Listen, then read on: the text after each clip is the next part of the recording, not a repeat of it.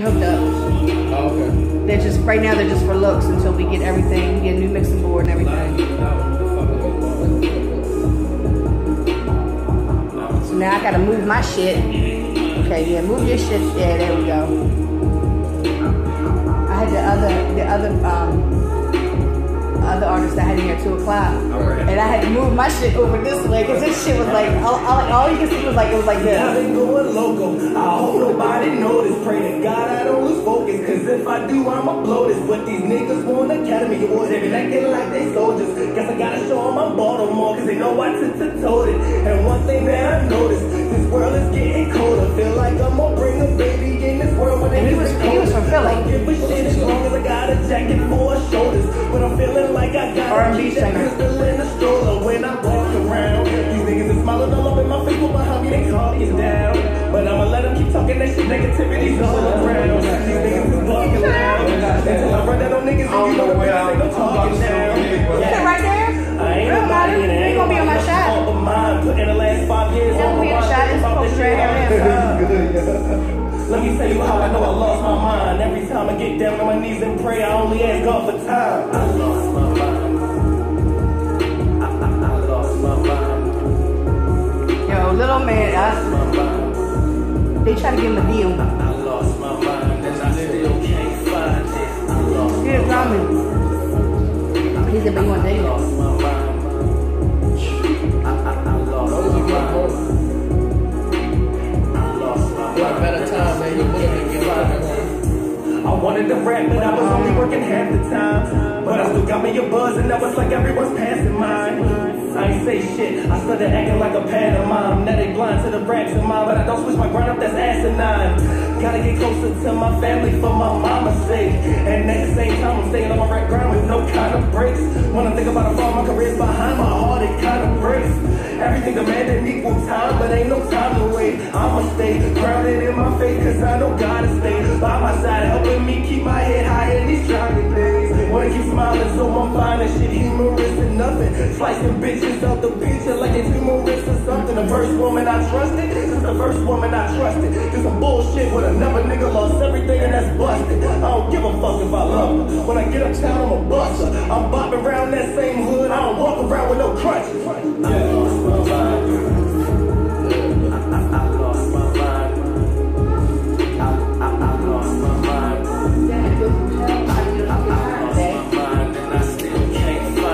my spare is already on my car. Sheesh. That's tough. So how did you get poor? I lost my mind and I still can't find it.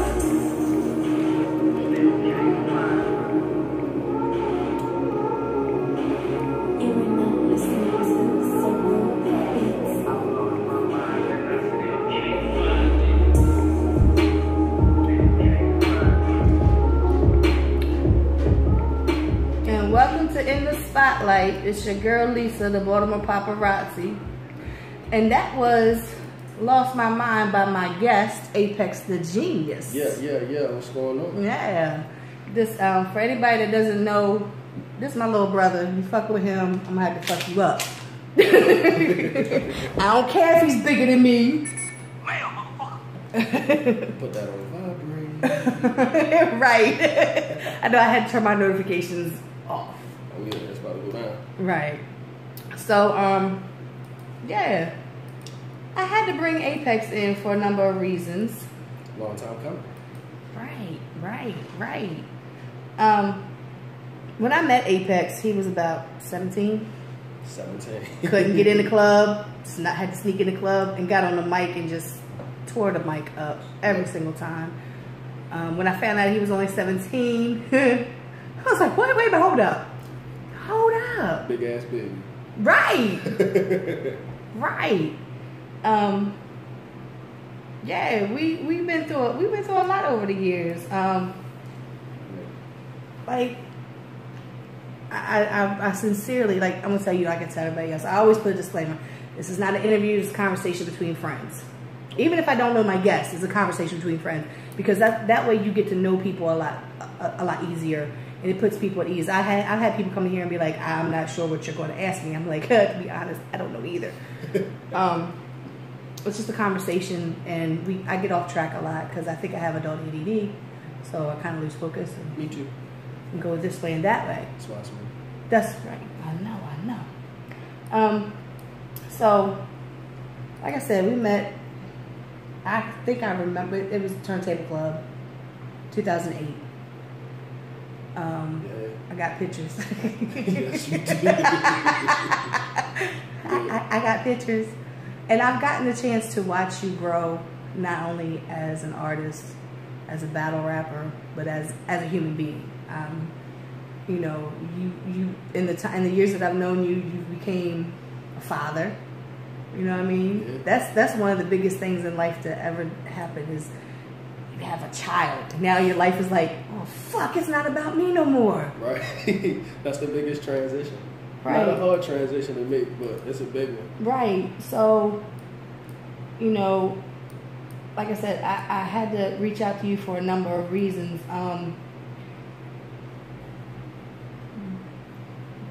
When did you decide that this is what you wanted to pursue, the rapping? Or, well, I should ask, because you do battle rap, which came first? In a technical sense, battling came first because when I've been rapping since I was 11. So when my brothers first found out I rapped, I was about 12 or 13. So they took me around on their block with all the grown ass niggas and just threw me on the block with them, like all the First Family dudes and all that. My Uncle Dave was the one who started that.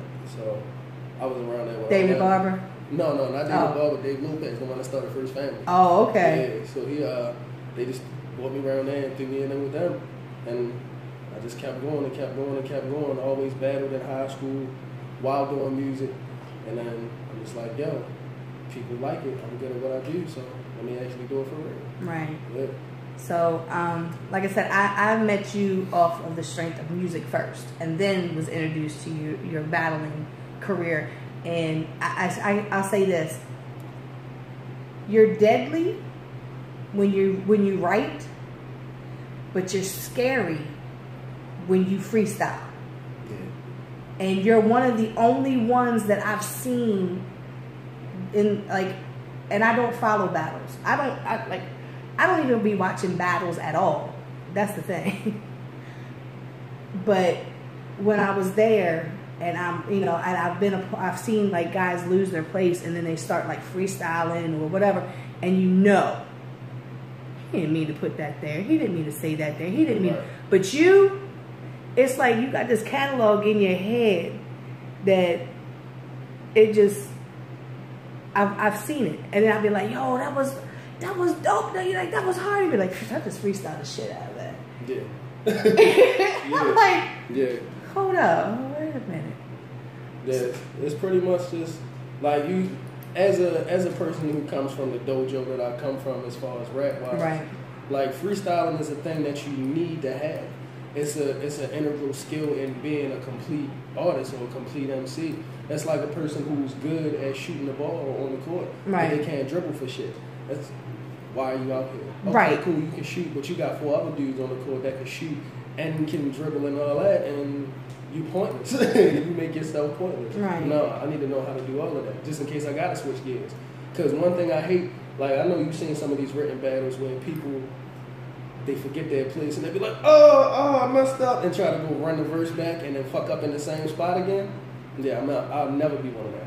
Fuck that. Yeah, that always kind of threw me. Like I said, I don't watch battles. I don't. Before me coming to my first pit fight battle league battle, even then, like I don't be paying attention. Like sometimes I'll hear something, because I hate when battlers used to come up to me and be like, "Oh, Lisa, what did you think?" I'm like, "Oh, to be honest, I was trying to capture the shots. I'm not paying attention. Right. I'll watch it when it comes out. I'll support it that way. I'm supporting it by being here and capturing the moments, but I'm gonna support it even more when I'm watching it and I share it." So, and we used to have pit fight battling nights, where me and the kids would sit there and watch the battles. That's dope. You know, because right. you know, as you know, Jared, my son, he used to come to battles with me too, and we would sit in the house, me and Cashmere and, you know, her baby father. We would sit in the living room, and I would play battles on the TV. And they would give their honest opinion. They don't know really, like, they know people, but they don't know people. So they would give their honest opinions. Right. And that would be able for me to give feedback to the battlers to say, you know, well, you know, Cashmere said this, or you know, Jared said that, or whatever. So I don't be paying attention. So I don't get a lot of the things. You know, one thing that that is awesome to me is because I was talking to somebody. I was talking to somebody about the battles, and they mentioned Keish. And they said they really like Keish. Like she's like a wild card to them. She's a wild card. Yeah. And I was like, yeah. I said, but what I used to love was being next to Keish and somebody say a line and everybody be reacting to it and she'd be like, I don't get it. Loud as hell. Didn't care. You know. Yeah, that's Keish. You know. So I don't catch a lot of things. So watching you battle like I have. A lot of things will go over my head, but I like the intensity that you have for one. And I love, one of my favorite moments that is funny to me and that I love is during your battle with the white boy. What was his name? He had a weird name, and you were Snapchatting and taking selfies. Oh, Uncle Nene last summer. Yeah, yes. I was Snapchatting this nigga mid-verse because he was so bad. He wasn't really that bad. It's just his overall delivery was just so boring that I was just losing my energy, and I'm just like, I need to do something to keep myself entertained right now because you're not doing it. Right. So yeah. That's like one of my favorite Pex moments of battling because it was just like, yeah. And I know like you have no filter whatsoever when you trash. You be quick to say you trash. That's it. You know, so I'm sitting there and I'm watching this battle and I'm taking pictures and all of a sudden you just turn around and just take selfies and snap it. I'm just like, oh my Jesus. I had to capture those moments as well. Oh yeah. That's an infamous picture now, by the way. Grind time battles. Yeah, those pictures popped up, I think, in my memories one day. I think I had shared them for some reason or whatever. And you know, we've been to 5 seasons, Turntable Club, Club Reality. Paparazzi was Sona. Right.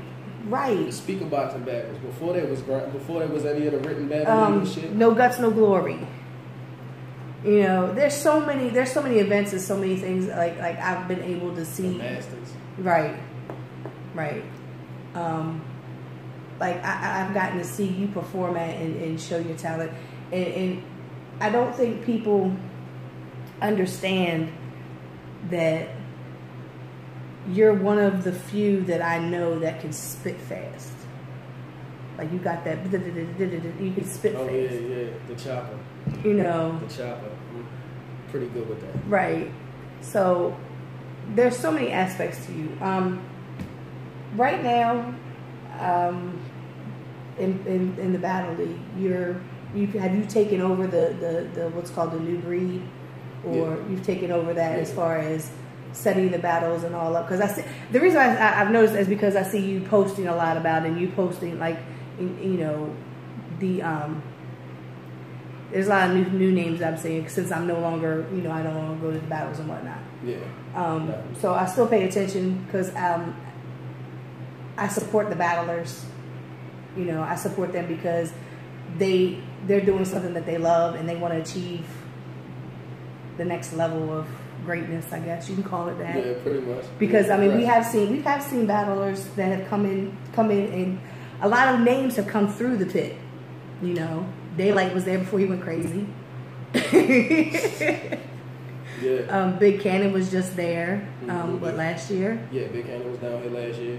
Danger. Shouts out to me and Rick for whipping their ass on the spades table too. Him and Danger. Yeah. Big Cannon and Danger that worked on the spades table afterwards.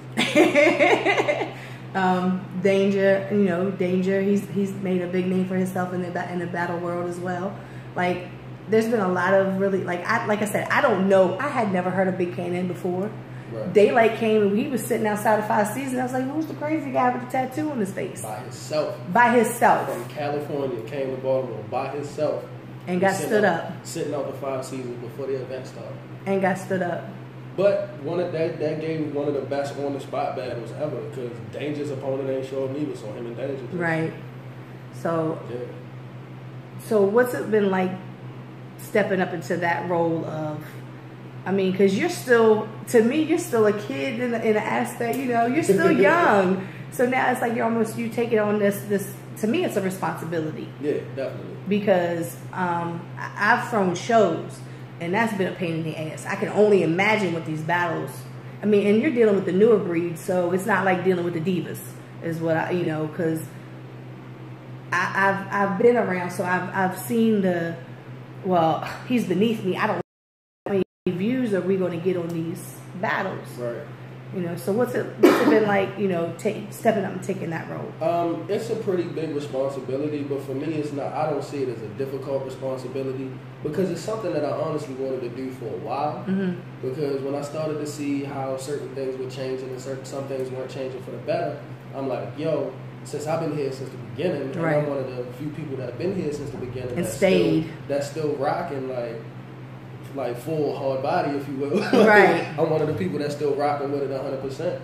I need to be doing that, because a lot of people don't understand, you know, how much it means to some of us, like how much it means to me, or how much it means to Shaka or Keisha, somebody like that was around since the beginning of it. Right. So I mean, it was pretty much necessary in my eyes. Right. Like, because when certain other people would assist, you could tell that people were just trying to get shit done just for the sake of getting shit done. And I'm like, no, that's not how you get repeat customers, repeat viewers, and things like that. You have bullshit battles, motherfuckers not gonna keep coming. Right. So I'm like, yo, like with the whole new breed thing, it's the initial idea of the quote unquote new breed itself. You started out, the first event was a trial event, so it's all people who have either never battled before or just don't have any battle footage. Right. That's how it started, and as it started progressing, we had more people from different places that maybe they don't have battle footage, but they're dope MCs and shit like that. So now it's grown into something bigger. So we also even trying to do a new breed versus vets card. Yeah, I've seen that. I've seen that. So it's really about bringing in the new generation of people, even if they're not. Somebody fucked up. That fan's just sitting up there. You just sit on the floor. Even if it's not people who haven't done it before. It's just people coming from other places and people who want to step into something different. So it's more about that than anything now. Right, because my ex was talking about the fact that one of his homeboys was going to try out or whatever, and I was like, okay, I'm telling you now, it's rough. He's friends with Al. Shouts out to Lil Al, man. Yo, I'm gonna tell you, Lil Al has really come a long way, because I could not, like Spence, I couldn't stand Spence. Like for a long time, I could not stand Spence as a, just not only as a battler, but just as a person. Like he used to pluck my last nerve, and then there was a turning point that Spence became like, I love Spence. I adore Spence. Spence had to grow. He did. Spence had to grow. Like when the Baltimore battles joints and all that was happening, Spence was still in high school. A lot of them were still in high school. Mm-hmm. Spence, Lil Tay, Smurf. The only people that was really battling that, getting any recognition that were already adults were Murder, Rittens, Lil Nan, Lil D. Everybody else was pretty much high school kids. Right. So they all had to grow into the people that you see now. Right. Like so, Spence used to come to battles with his all TC uniform. He was that young. He but like I had to learn paying attention to like battles or whatever, paying attention to like the upcoming battles, that a lot of shit talking goes on, a lot of smack goes on, and everything else. And you know, my thing is, I only stayed for the first round of Nay versus Heron, because I had to go. Right. Had a prior engagement that I was paid to be there, so I had to be there. And I couldn't wait to get the hell out of there, because it felt like it was going to be a full-on riot. Right. But it wasn't Heron and Lil Nay. It was everybody else around them. And, you know, I've always prided Lil Nate on the fact that he's been able to try and control his people. You know, definitely. He's always done that. Watching Lil Nate versus Bars. Bars showed me like he stepped up that day. That was the best Bars ever. Ever. That's Bars' new bar. Right. He can't go any lower than that. Are we allowed to call him Bars? No, he's nosy now. They made that bet, even if they're not honoring the bet. Well, I think they kind of renegotiated the bet or something. I don't know, but you know, like you were battling. You're one of the ones. You're like Murder battles, but he's not battling all year long. You know, every other month he's not doing that. And I've seen you battle, and I think opponents may be, I don't want to say scared. Sometimes they are. You know what I mean? I don't want to make that assumption, but that's what it seems like. Right. That's one thing that I can't stand is somebody to no show or somebody to back out last minute. Yeah, I understand grandmas pass away and you know, mothers get sick or babies get, I understand the life kind of thing. But I'm sorry. Some of these excuses that people come up with are just, you know, ridiculous. How do you think that you're going to, or how are you going to handle those, you know, if that becomes an issue? You know, I don't think it'd be too much of an issue with the new breeds because they really want to be there. Yeah, definitely. You know, they really. I've seen the posts, I've seen the comments. I be on there and I see when they're like talking all this trash, and I'm like, yeah, they really want it. But how are you going to handle that if that becomes an issue? It's really on a case-to-case situation because, you know, life happens. Mm-hmm. Like the New Breed 2 event we had back in June. The main event was supposed to be a 1 round of Rebel and Murder. Yeah. Rebel got there, but he had a family emergency, so he had to go. He at least made it there to tell me, yo, look, I just got the call when I was pulling up. I gotta go. I got, you know, XYZ. Yeah. And I'm like, okay, it is what it is. So if people were just no-showing, just a no-show because they're unprepared and stuff like that, they're not gonna be allowed to come back. Now, as far as like the older people, the vets and things like that, it's a retainer you gotta pay if you know for no-showing and still want to fight. All right. If you don't pay that retainer, you can't get no fight. It's pretty much a deposit. If I'm not mistaken, you get that money back once you show up. But if you don't show up, you lost out. Right. But as far as the new breed cards and stuff like that, if you no show, if somebody ain't died, and I'm sorry to sound so much of a and I've said that for years. Like I know enough people with cars that you can't get a ride. Right. Yo, go get him real quick. I'll give you a couple dollars to your tank when you get back. Right. Right. Yeah. Because like you've seen it, you've heard it, you've dealt with it before. People no showing for, you know, last minute and everything else. That's why I said, you know, and I understand the case to case basis, and there's a few people that I do know that battle that are known for no showing. Yeah. Like I've been on Facebook before, sitting at 5 Seasons, and go, ain't you supposed to be here? And I'm like, Will. And he was like, oh hell no. Yeah. You know, so somebody actually got caught lying one time coming to an event. They forgot. They said, yo, I'm on my way back from somewhere out of state, and forgot that their location was on a message, and the location showed that they was in the city in their neighborhood. So they was probably in the house. we got. And I got talking about the battles. Right. And he was. I told her, because I had been on the page and I had seen where the comments had been that it was already discussed with Shaka, and they, you know, something has already been, you know, things have been, everything's been talked about amongst the admin, you know, and leader of pack pits, get it? Yeah. Bars. Yeah. But I was trying to explain to him. He was like, I said, I think that he's got another battle coming up, this, that, and the third. He was like, well, I don't understand. Like, you know, he's not prepared. He can't be prepared. I was like, it's a written league, and you can, like, you write for this person. Now, if you want to be that type of person to just write generic shit that you can use for just anybody, then okay. But people want to hear quote unquote personals. They want to hear the, you know, that kind of stuff. Right. And he was like, I'm trying to get him to understand that it's not a freestyle league, that it's a written league. Yeah, a lot of people that don't really pay attention to the culture now don't know that it's changed from that. A lot of people don't know it's changed from that. Yeah, and I kept trying. He was like, "Oh, but that's your people's, and you gonna take up from." I was like, "Rebel is like my son, yes, but I'm not taking up for him because of that. I'm taking up for him because it's been like it's a situation that has been resolved amongst them." Now, if Lil Al still bitching and complaining about it, I don't know. You know, because you know, he knows who Lil Al is and everything, and he knows, you know, all that.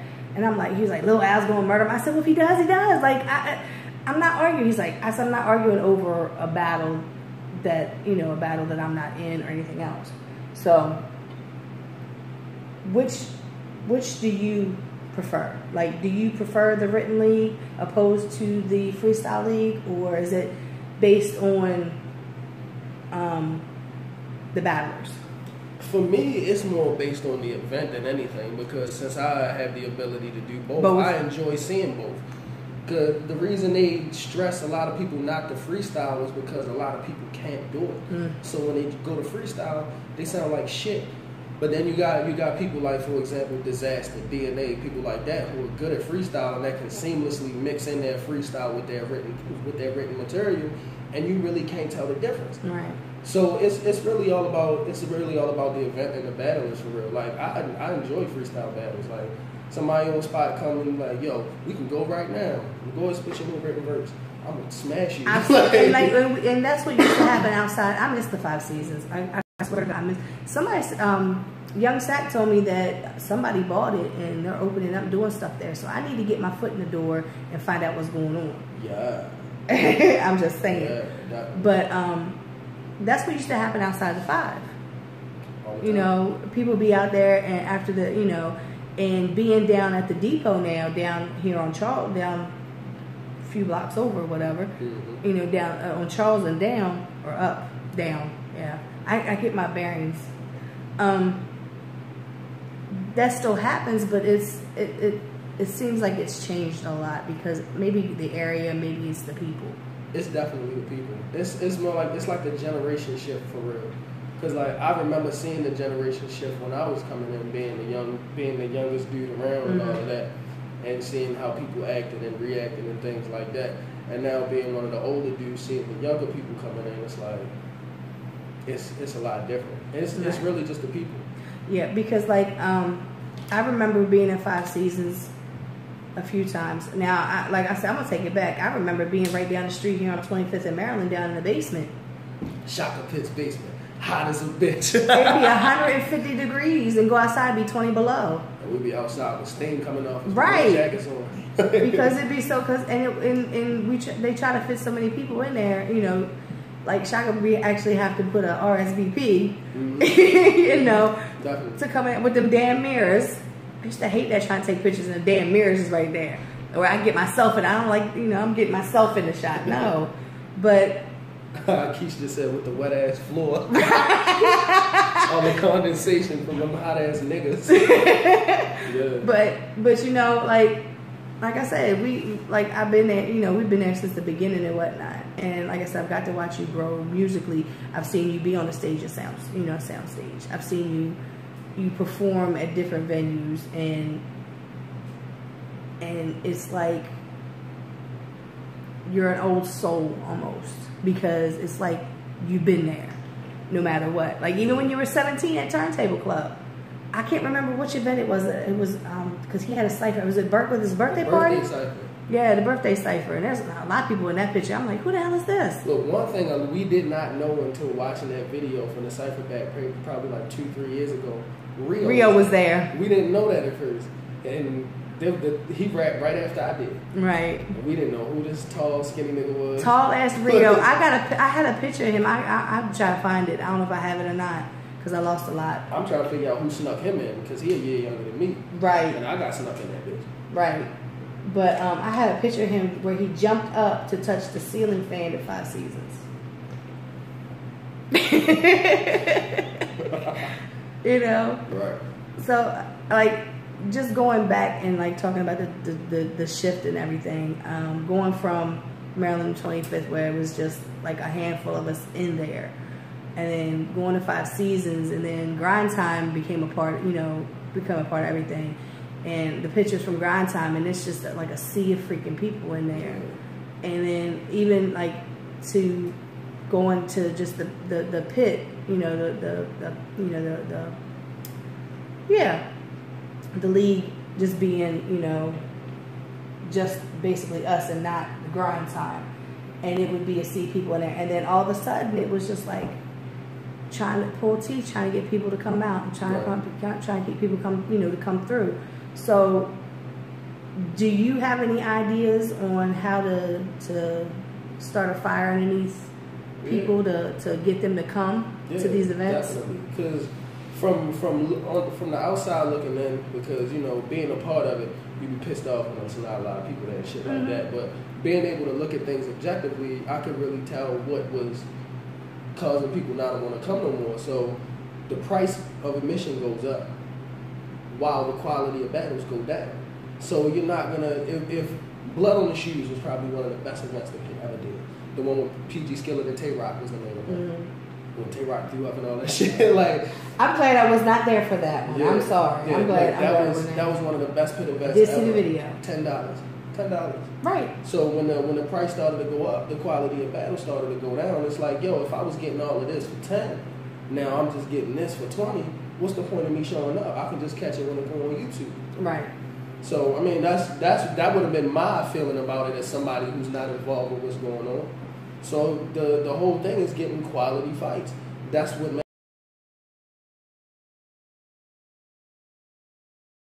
craft. And you didn't tell nobody you battling. How's anybody supposed to know you there?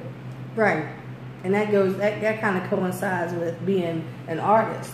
Like, if you don't tell people that you performing at a soundstage at, what was that, Frozen Harbor? Yeah, Frozen Harbor. If you didn't tell anybody, Frozen Harbor, you're not going to sell any tickets, and ain't nobody going to come see you. Exactly. And it's, some people, I did want to ask one question, because I seen something, and I was like, what the hell is this? What the hell's going on? Whose mama did you upset? Hey yo, whose mama did you upset? I seen her comment, and then I seen your asshole comment. I said, that's my brother. I mean, it was the truth. We're not his friends. I mean, it was the truth. All right, now to give the whole thing summed up, there's a MC from, I think it's DC or somewhere down in that whole general region. So he no-showed at a B Civil event against one of the people that's actually on the Newbury card. Okay. The dude Ray Cobain. He no-showed on Ray Cobain. They set it up to happen again. It happened. Ray trashed him bad. And then that's what you get for no-showing. When they were showing some of the footage, they was like, yo, this dude was trash. So he got mad that dudes called him trash. So and some other bull crap. So I follow him on Facebook and Instagram. So I saw like this semi tough ass post, and I'm like, oh no, dog. I know you soft. Like, I've been around you. I know you soft. So boom. Okay, there's this unnecessary hostility. Tag both of them. Go ahead, roast each other. Get it out your system, because we're not about to have none of this bullshit. And it went from yo just talking tough this shit for like 6 comments. And then like 350 comments of just us going in on. It's like 400 comments on that post. Just yo getting roasted. So his mother said one of her coworkers called her and was like, "Your son's getting destroyed on Facebook." But I mean, but you can't have your mama trying to come to your rescue. Yo, he didn't tell her. She found out from somebody else.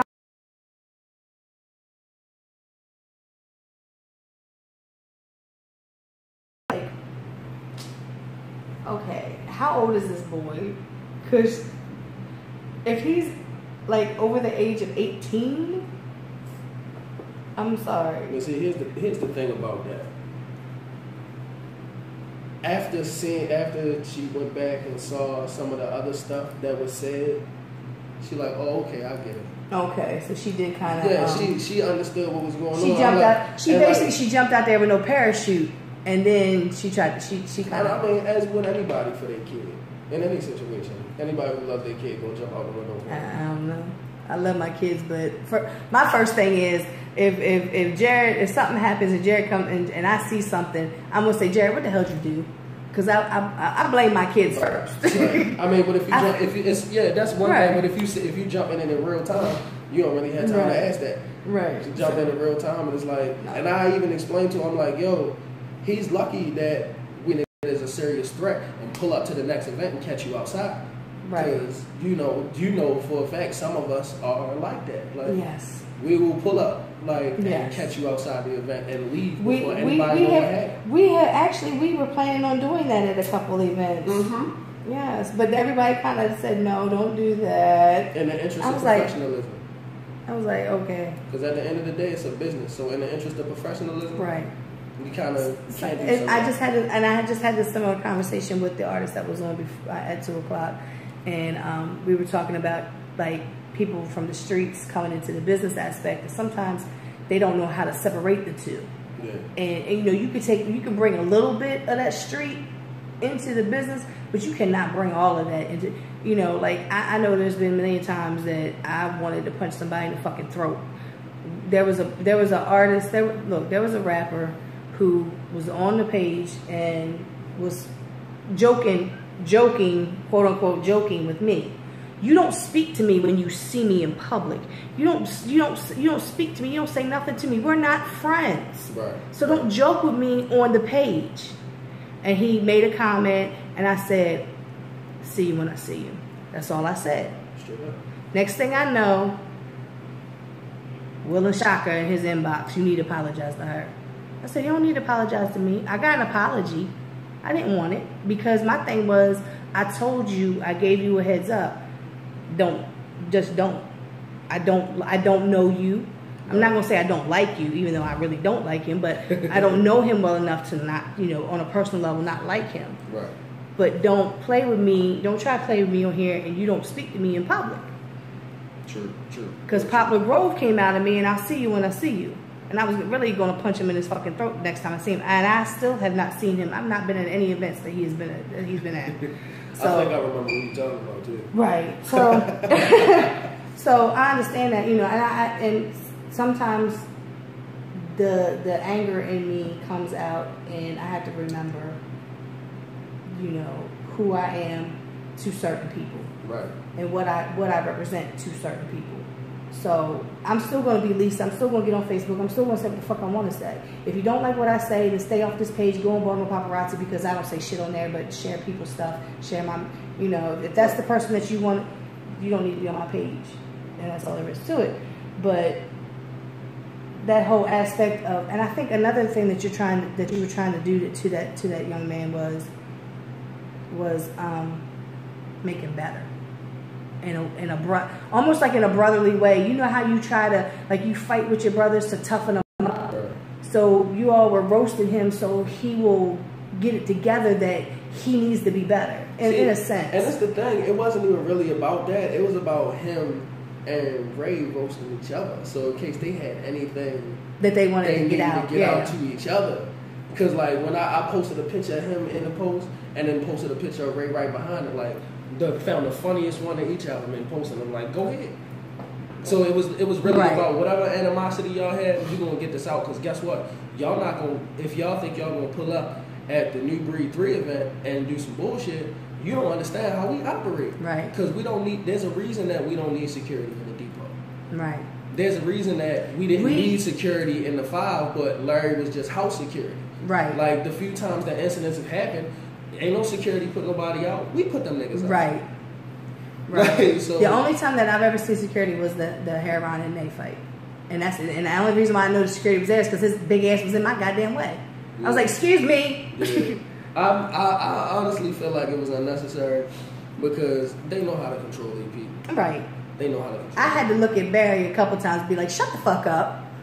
And Jay Rip too. Shut the fuck up. I just watched the battle recently where niggas was talking to Larry like shit, like, look, bitch, we come down there and fuck you up. But like, I think it was damn, what fight was this? It was Ronnie G and Killer Z. Oh my gosh. That when they looked like they was about to fight that motherfucker, yeah. And they like, Larry, we good? Fuck that. Larry, we come down there and fuck you up. Mike Nice was talking big shit to him. Rest in peace, Mike Nice. Right. Yeah. Yeah, he was talking big. Niggas always talk big shit, but like, he had to like that shit. This whole time, Mike's been in my brain this whole time because somebody had made a post and said, Mirage, Katie Specialist, Mike Nice, and Ben. Yeah. Rest in peace, Ben, man. I woke up to that shit. I woke up and my a friend of mine he was like, I didn't know you knew Morgan, and I was like, her mom was my kid's babysitter when I lived over there. Right. And you know, so we knew a few people, the same people. So he had just hit my inbox not too long ago and asked me about somebody, his next door neighbor, being a photographer, and wanted to know if I needed a second camera, and I had to let him know I no longer took pictures at pit fights. Right. So him and I were talking about that, and you know, I was like, I'll keep him in mind. I said, I'll keep him in mind. I said, if I ever get, you know, if I ever do something, like do another event and he wants to come through and, you know, and do whatever. But I woke up to that and it made my heart drop. Mike Nice, I was at the hospital with him. He hit me up and asked me who I was beefing with. And I told him I wasn't beefing with nobody. I was just having an issue with a dude that I used to talk to or whatever. Right. And I said, how you been? He's like, I've been in the hospital for 3 weeks. I said, you're just fucking telling me now? Yeah.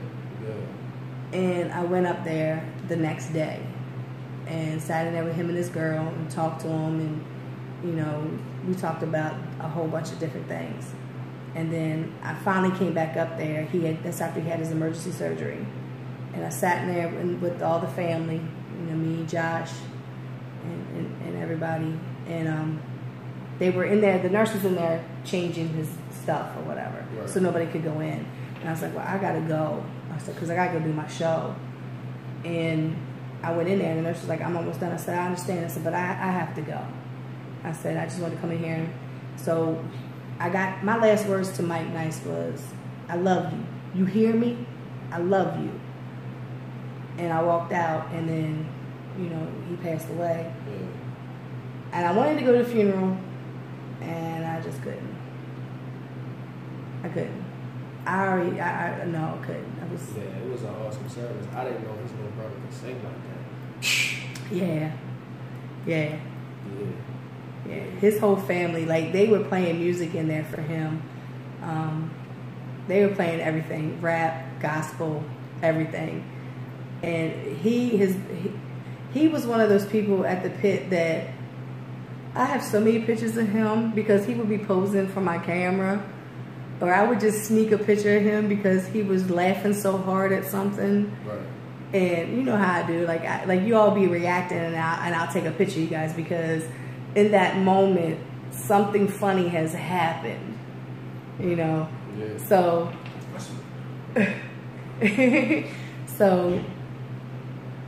you know, losing him was like a big thing. I mean, he said, because he told me, he said, I hadn't been coming around because, you know, he had lost so much weight and he'd been sick. He was like, I ain't been coming around. He said, because I'm embarrassed on how I look. I said, fuck that. you better come around. Definitely. Mike Nice's presence was definitely missed when he wasn't there. Like he was, when he started coming around, he was like the life of the pit. Yes. Like, I remember, one of my favorite moments was the $100, when I battled the nigga $100 bill, the New York nigga. And did his first round, and then I was so just like bored by his shit that I was fucking him up, but I was spitting mad regular, and I was looking on his face when I'm doing it. And when I was done, like halfway through my round, Mike Nice stood up like, oh shit. By the end of the round, everybody looking like, yo, what the fuck? Mike like, what you ain't know about Pecs? Fuck wrong with you? Like he was wilding this nigga in the middle of the battle. Fuck, you ain't know about Pecs? This nigga, like, he was wilding. Right. Like, yeah. And then when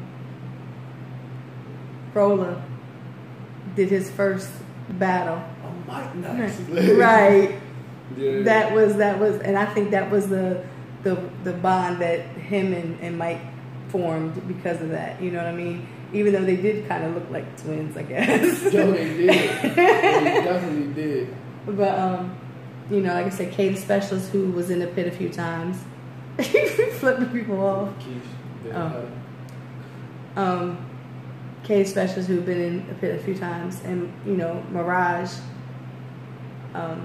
My thing about Mirage was we had just seen him like probably like a couple weeks before he passed. Mm-hmm.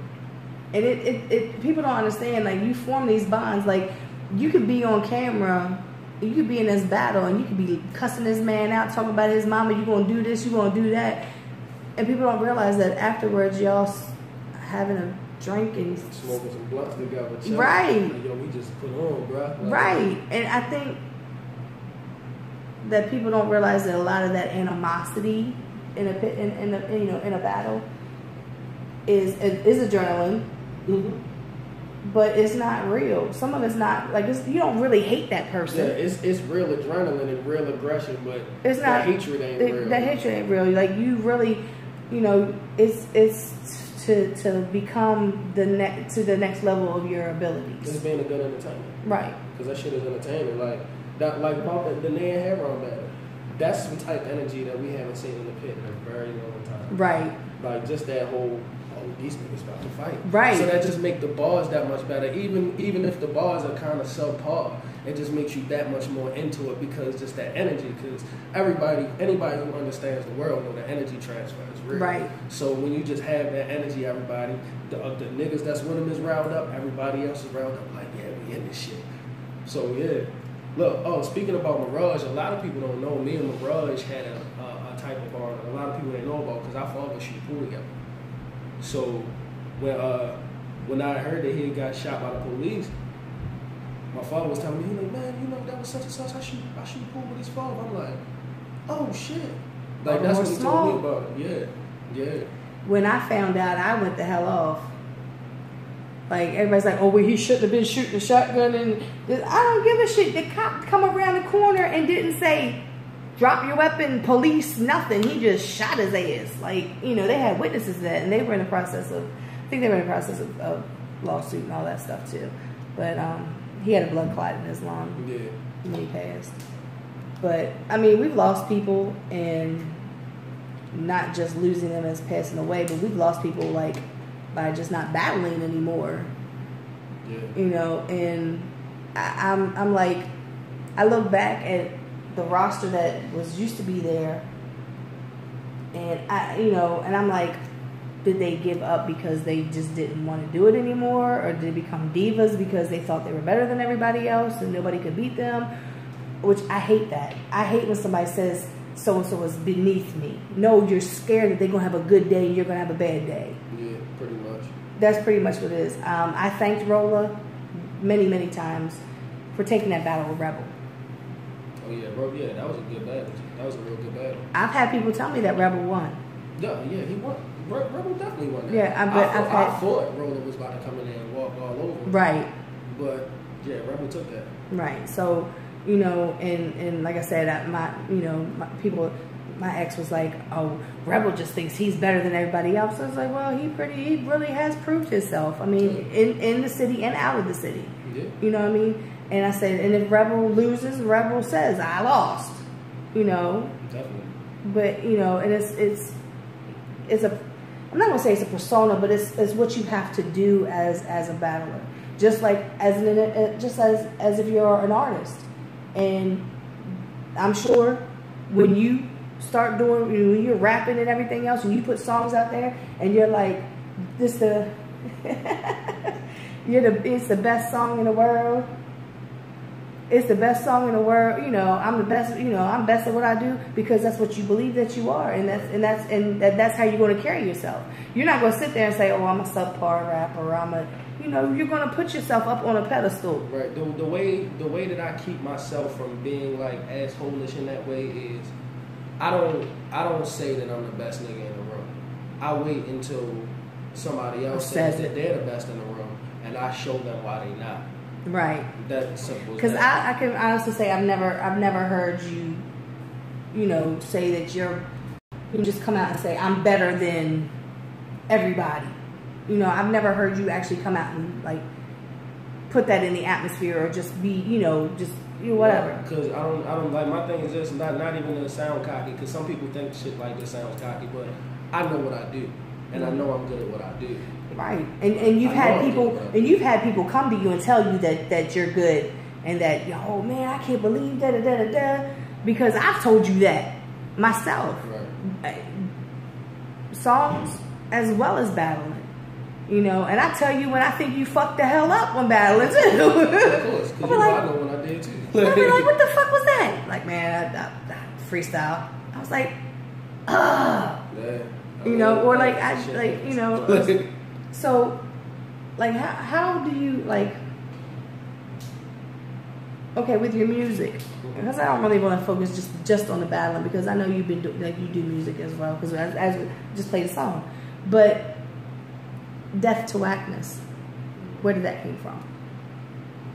That came from just the mindset that I have. I came up with it because it's just in that transition when things were coming back to more vibe-based music versus lyrical shit, and we just like, yo, these niggas is trash. Like, it's so bullshit. These niggas can't rap. They trying to sing and can't sing. They can't even ride a beat. I'm like, yo, this shit is whack. And we just was killing all whack shit. And then when I started hashtagging the D2W, and I thought of when I was like, yo, this would look dope like the NWO logo. So, and then I got the logo made, and I'm like, yo, I'm definitely gonna keep running with this. So it really just came as a mindset, and like, it's not specifying anything, but anything that's whack, it's gotta die. And it doesn't even apply to just music. It applies to life in general. Right. Like whack mindsets, all of that shit gotta go. Because right. Nobody can elevate until they kill that bullshit. If you don't kill the bullshit, you'll never be able to elevate, because you'll be stuck on something that doesn't need to be there. So right. That's what Death to Because Whackness I can't remember the first time I heard it, but when I heard like Death to Whackness, I was like, yo, I love that, because like I said, the music that the industry has been putting out, and like I've had this argument with people, not really an argument, just a deep discussion, I guess you could say. Right. People say, well, that's what everybody is listening to. I'm like, no, that's what the industry puts out to program people to listen to it. You know what I mean? Like, if you put out there Lil Yachty, and you got people that vibe to the beat or whatever, then everybody's gonna start listening. They're listening to that. But that's, you know, I've said this before. You know, rock and roll has rock and roll, and then they have grunge, they have death metal, they have heavy metal. They got different kinds of genres that go along. Yeah, that go along with that rock. We have hip hop, and everybody just wants to put everything in hip hop. But I think lately what they're trying to do is they're actually trying to do the subgenres with the conscious rap, with the mumble rap. But they still are all calling it hip hop. It just needs to be like, and I actually just had this conversation with somebody the other day about the exact same thing. Like, now, because I'm a little bit older and I can look at things a lot more objectively, I don't have a problem with none of that shit. Lil Uzi Vert is one of my favorite new artists. I love it. I love that shit.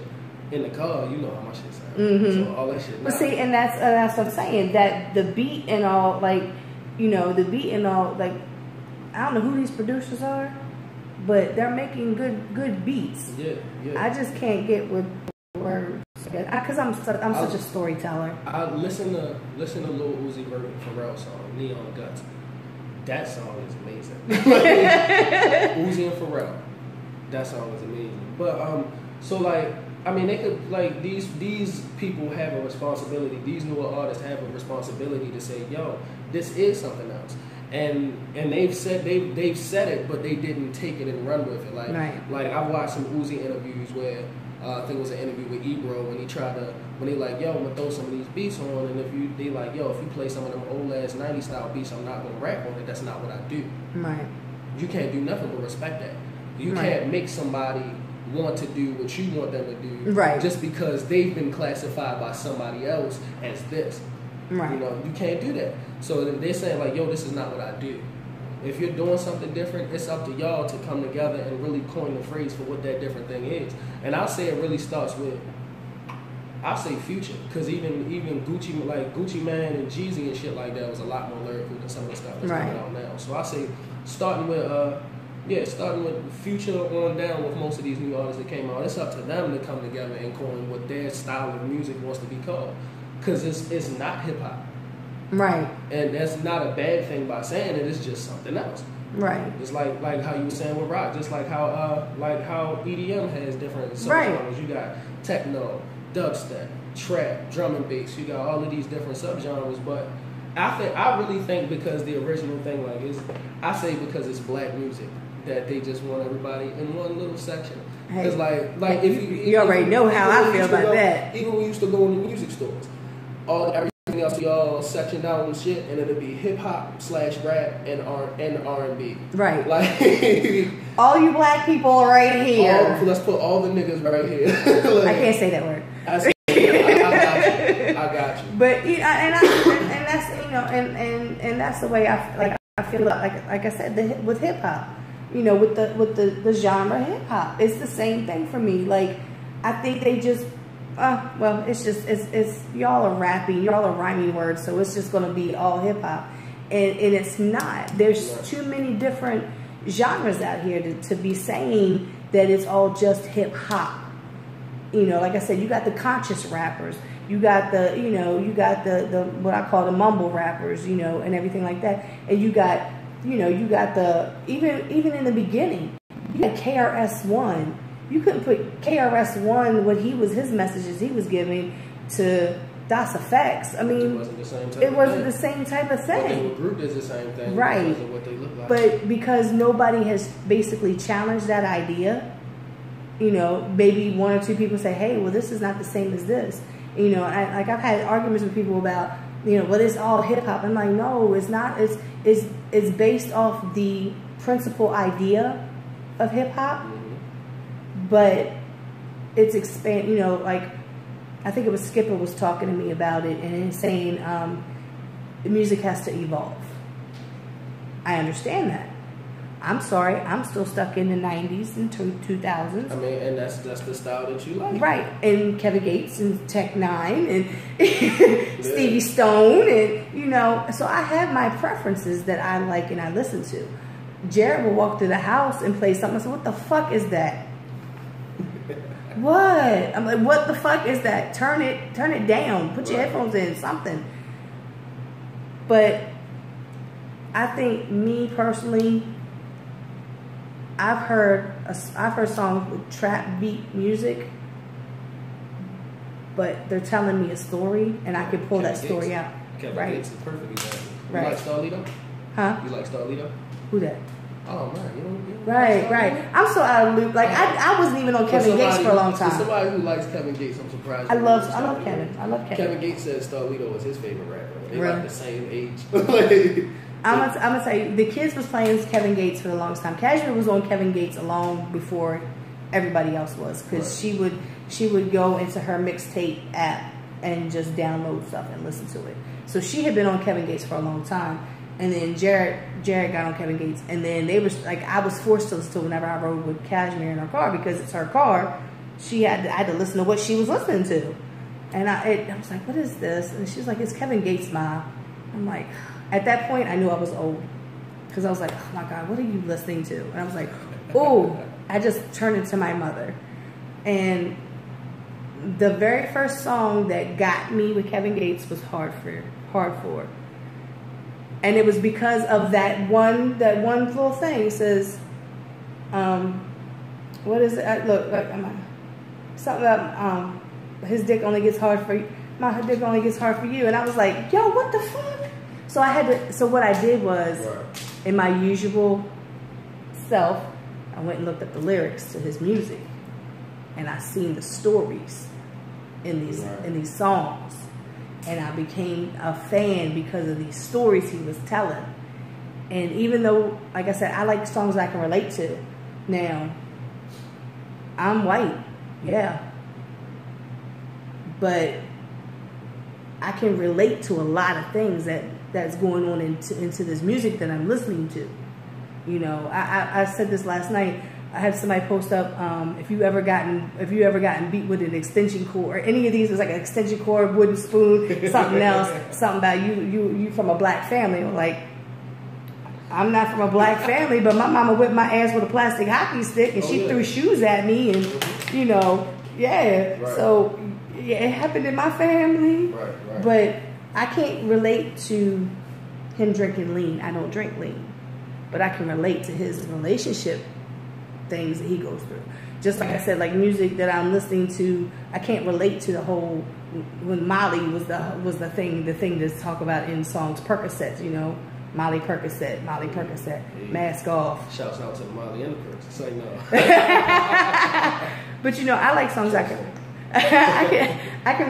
like being able to relate to music, relate to songs, relate to, you know, it's been many times I told Savage the Beast, can you please make a song that I can sing along to, because I can't say that word, and can you please? I mean, I don't say that word, I can't say that word. It's just not in me to say it. So I like music that I can relate to. I do like turn up music too. Yeah. Don't get me wrong. Spence, my grandson loves Spence. I put on a Spence song and he will jump around. I put on Little Tay, iPhone Boom. Oh my God, my grandson went crazy. Yeah, because like that's the thing that gives artists longevity. Is really, well, one, with the type of music that you make, it's either the feel or the relatability. Right. And when you can relate to it, it's easy for you to feel. Right. Even if it's something that sounds pretty abstract or abnormal. If you can relate to it, you're gonna feel it. And just in the, like, as far as the turn up music, yeah, you definitely feel that. I mean, like, at certain times you're not gonna listen to turn up music. Right. You're not gonna listen to some future shit on the way to a funeral. But at the same time, you're about to go to a party. You're not about to listen to Eminem. I may, because I'm gonna tell you, I just said this at my last interview too. Before I go to a hip hop show where I know I'm going to be bombarded with hip hop all night long, and maybe some not so good hip hop all night long, right? Depending on if I know the people or not, I will listen to 93.9, 95.9, 96.9. I will listen to oldies. Oh yeah. Because I know I'm getting ready to get bombarded with stuff. You gotta do something to take you away from it so you can be in it. And not be because you remember I used to throw my showcases in the spotlight showcases at 5 Seasons. Another reason why I missed 5 Seasons, because if 5 Seasons was still open, I could open my shows up again. Right. But I don't think I ever had a quote-unquote whack rapper, except maybe one time. But my show was to give people a chance to get on stage. That's what my show was about. Yeah. Have you been a part of a show and before and after you go on, you just look and be like, damn, I was the best act that they had all night? Yeah, because sometimes I see that artists they're terrible at performing, because some people feel like they need to jump around and shit. Then on the flip side, some people are just scared, so they stand in one place. Like, people don't understand what works for them. Like, they don't take time to practice. There are a lot of them, you can tell they haven't done open mics and things like that, where they can hone their craft and things like that. Right. So without being able to do that, when you get to a bigger stage or an actual showcase where you've been put on and have a 20-minute set or something like that, you look kind of stupid. The people aren't captivated by what you're doing. Right. They're not into it. Like, perfect example, Only. Only don't gotta jump around. Only don't have to move. Only can go stand right in the middle of the stage and rap his entire 20-minute set, and you're gonna be looking at him the whole time like, because this nigga's nasty. Right. Because of for one, his flow, his it's the energy that comes from him. For me, you know. Yeah. My first encounter with him was at Turntable Club. After the launch party that we had, the Club Network launch party, which was in February 2008. I remember this because that was the first show that I ever took pictures at. First show ever. And we were outside, standing there talking. and somebody said something about only. And I said, oh, wait a minute, you're only? He was like, you know, only gets that smile on his face. He's like, yeah. I was like, lights out only? He was like, yeah. I said, you do not look how you rap. And he just busted out laughing. And since that day, like I tell Only I love him all the time. Like it got to the point where people thought that me and Only was a couple because like posting pictures up of me and me and Only and me saying I love you. Well, we almost lost Only. And I lost my husband. So ever since I lost my husband, it's been in me that for people that I love and I care about, I tell them that I love them. Yeah. And so with Only, you know, sometimes I'll just go on stage and be like, I love you. And that's it. Now, if he's got a girlfriend, I won't do that. No, fuck that. Because that's like saying that one of your sisters or your cousins can't tell you that they love you. Right. No, they need to understand what's going on. You know, and he had people question about it too, and I was just like, people they get so hung up on things, but Only is one of those people that can actually do that and just stand there. I think Tech could do it too. Tech 9 could just stand in the middle of the stage. He could, with the intricacy of his verses and things like that. He could, but I'll say, the best live performance I've ever seen is Tech 9. Like, and I've been to a lot of different shows. Did you go to the last one? I wasn't there. Here? I saw somebody live streamed it, so I saw it, but I wasn't there. I was there. Yay! Like, but the first time 2.5 hours. Whew. Just him. God damn. But like the first time I saw Tech was at Soundstage. It was him and Machine Gun Kelly. Machine Gun Kelly was his opener. So we got there when MGK was still on stage and his shit was already lit. And then when he came out and I'm watching the way he's going through these verses and I'm like, yo, like, right. You know, this man's breath control is amazing. Yes. Like, so like seeing that really, that changed my whole dynamic of how I perform. Because it's like, you got Chris Calico on stage, you got Stevie Stone on stage, so you got hype people taking up other stage space, but you're all across the place. But you're also being mindful of your breath control so you can be able to get through these double time verses, spit like 8 bars of double time without needing a breath. That is hard to do. Yes. That is really hard to do. I pull up lyrics and listen to the music and I give up. Because there's no way that I can make my teeth and my tongue and my mouth go like that. There's no way. I can't do it. How I started being able to do it, how I was originally able to start chopping, is I got the Twista Kamikaze album. It came out when I was in the 7th grade, and the song came right after the intro, the Kill Us All song. When I heard this song, I was like, oh my God, this is the hardest shit ever. What the fuck is this dude saying? Right. So you know, that was when the internet was still dial up and all that. So I pulled the lyrics up, printed them out, and I found out what y'all was saying, and I'm like, I memorized the lyrics and tried to rap it along with it. And once I was finally able to get through that whole song, oh, you can't tell me nothing now. Now I'm about to start writing verses like this because I can do it now. Right. I learned how to do it, and boom. To me, it's amazing. We had a show out West Virginia. Voice was opening up. I think it was Voice, and I think maybe Penthouse.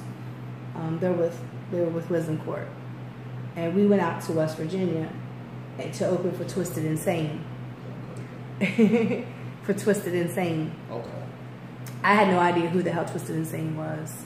You know, I don't be paying attention. You know, I'm in my little hole. I like, you know, this music. I'm fine with it.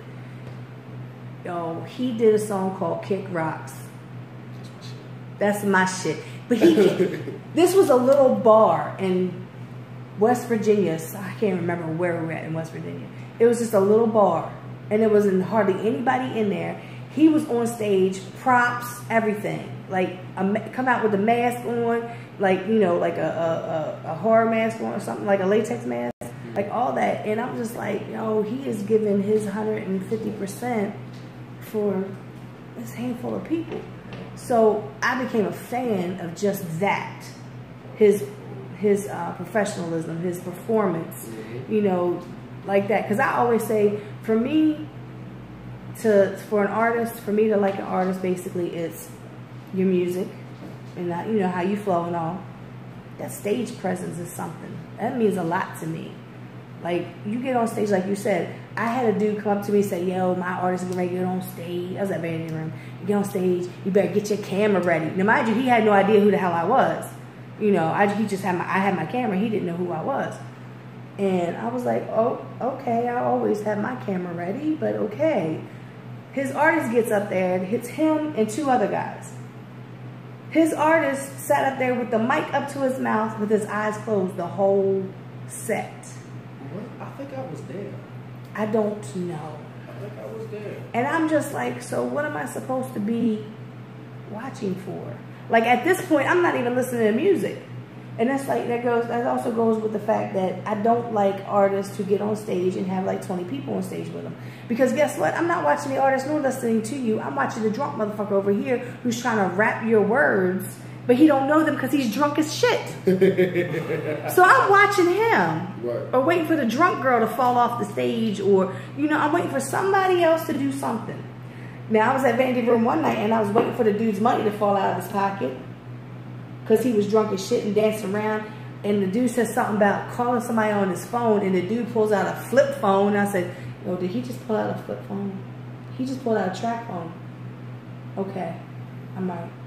And I looked, and his money is right there. I was like, oh, please don't let that money fall, because I'm going to hell, because I'm going to take your money.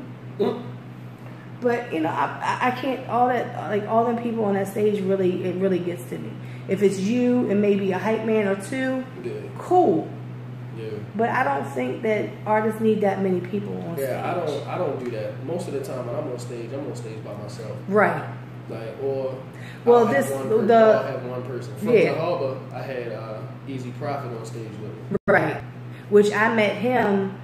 Well, I didn't meet him, but I seen him when you embarrassed me at Love and Hip Hop open mic. Yeah. Because you felt the need to get on there on the mic and say, hey, do y'all know who the Baltimore Paparazzi is? And I was like, oh, Jesus. I mean, it's the truth, though, because if you don't, you should. If you don't, you should. As an artist in the city, it is your job to know, or anywhere, whatever region or place you're in, it's your job to know who certain artists are. It's your job to know who certain media outlets are. Because right. That's the only way that you're going to progress.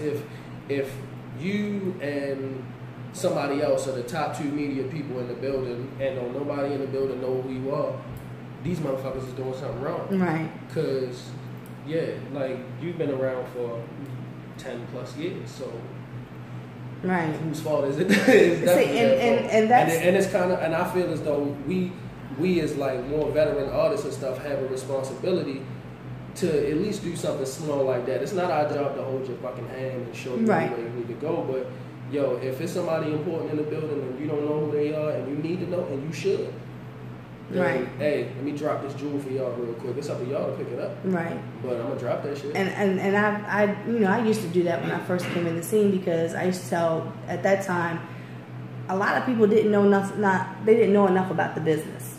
They just wanted to rap, and they was making songs and this, that, and the third. So I kept telling everybody, this is back in MySpace days, and I was telling everybody, I was like, you need to learn to market and advertise yourself, because I fell into this because an artist reached out to me. B.O.M.B reached out to me in July 2006. Mm-hmm. He was like, I got songs. That's when you can only have 4 songs on your player. Yeah. You couldn't. Yeah, that was it. You couldn't put no more in there. Just 4 songs. And then when you wanted to switch up, you had to decide which one of the songs you was gonna take off. And, you know. So I listened to all 4 of his songs and I liked them. And I was like, and then when he introduced me to the whole, like, there's a whole underground of music, and I'm just like, wow, you know. So my part was to try to show everybody else around me, hey, just like with pit fights, I'm at the hospital getting my blood drawn to make sure that, you know, my liver is okay and my kidneys are okay, because all this medication my doctors have had me on for all these fucking years is not totally fucked up my system. And I'm talking to my phlebotomist, and she's like, well, my husband watches those battles. I said, well, does he watch pit fights? She's like, no, he goes up to New York. And I said, oh, well, take this down. Right. Pit Fight Battle League. Tell him to look that up. Definitely. You know, and everywhere that I went, I was giving, when I was the ringtone lady on Poplar Grove, I'm playing music. I'm playing music, local artist music. I'm playing, you know, I'm playing B.O.M.B's music. I'm playing, you know, whoever's music I had at the time. If these kids are wanting Boosie and Webby, you got artists right here in Baltimore, and they all said the same thing. Who? The ones on the radio, they're all whack. Yeah. I was like, no, there's a whole complete underground. And one of those guys that used to come, he used to come get instrumentals from me, and he used to get ringtones from me. Right. And he ended up being on one of my shows. And I was like, I did something. I got through to one person. You know, that's, you know, I did that. So. Right. I mean, yeah, as far as that's concerned, like, a lot of these artists and shit, they just make music and then don't do nothing with it and wonder why don't nobody fuck with them. Like, it's one thing if you're trying your hardest and you're just not really that good at what you do and need to get better. Right. But a lot of these artists don't understand how to promote smart. Like, some people promote hard as shit, but it's like trying to sell weed in a crack spot. Like, yo, we don't fuck with what you're doing. It doesn't mean you're not good, but yo, you need to find your audience. What I did notice was these, because I ended up taking almost 200 people off of my friends list, and a lot of them were people that the reason why they added me was because of pictures. Right. Well, I have a whole Baltimore Paparazzi page for you to go and like that page, and you can whatever. So you can post your videos, your links to your SoundCloud, whatever. Stop sending them to me in my inbox.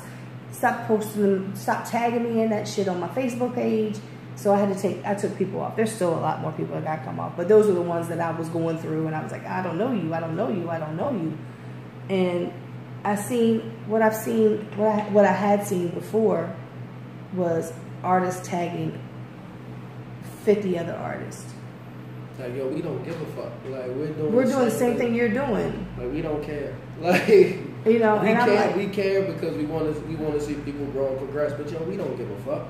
Like, as artists, tagging other artists, unless you want some type of critique or something, right? Then you tag specific artists because you know artists that's going to give you honest opinions. You know artists that's going to give you valuable opinions and shit like that. But when a lot of people just tag a bunch of artists because they don't know nobody else. Because a lot of local shows, it be other rappers in the crowd. Right. It just be rappers rapping for rappers, and that's kind of bullshit. And that I'm glad you led up to that, because I wanted to ask you, Penny, because my thing is this, because we've been in about the same time. At one point in time, you could go to an event and see everybody there. You'd see Hugga and First Family there, and they weren't even performing. Right. You'd see Scar Akbar, back in the corner somewhere. You'd see all these people. It would be packed in there with fans, supporters, whatever. We had so many venues to perform at. 5 Seasons, Black Hole Club, Sonar, Fletcher's. Well, somebody keeps talking about the Brass Monkey. Never been there, but they had the Brass Monkey before I came in. I performed at the Brass Monkey. Bedrock. We had Bedrock, which I loved that place. I wasn't old enough to get in there, right? It was something else by the time I was old enough. Right. Bourbon Street. My first paid show was at Bourbon Street. You know what I mean? So we had all these venues. They weren't hole in the wall bars, or these little small places. These were venues where you could really put, like, I think 5 Seasons holds 250. I think it holds 250 people. Right. Legally. Legally. Right. So these are not small places. We had all these places. Now, where are people performing at? I haven't really been to shows. I've been to some Wisdom Court shows. I've been to the Auto Bar, Soundstage. It's kind of hard to get on a show at Soundstage because they don't really like local artists. They might change their mind lately because it depends on the follower that you have.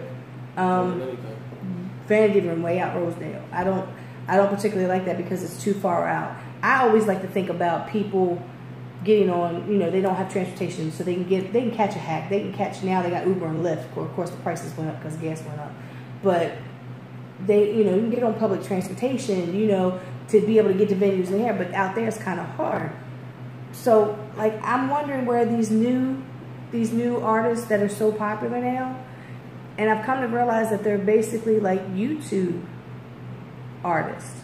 They're getting their shine off of YouTube more than getting out in front of a crowd and being and performing. I mean, that's just my take on it. I mean, how do you see where the a lot of the underground rap venues now are like really small. Like St. Mary's, they got an upstairs we can perform at. Wind Up Space. Wind Up Space, and Wind Up Space is actually cool. It's like, I love that. Like 5 Seasons. That's kind of. You know what I compared it to?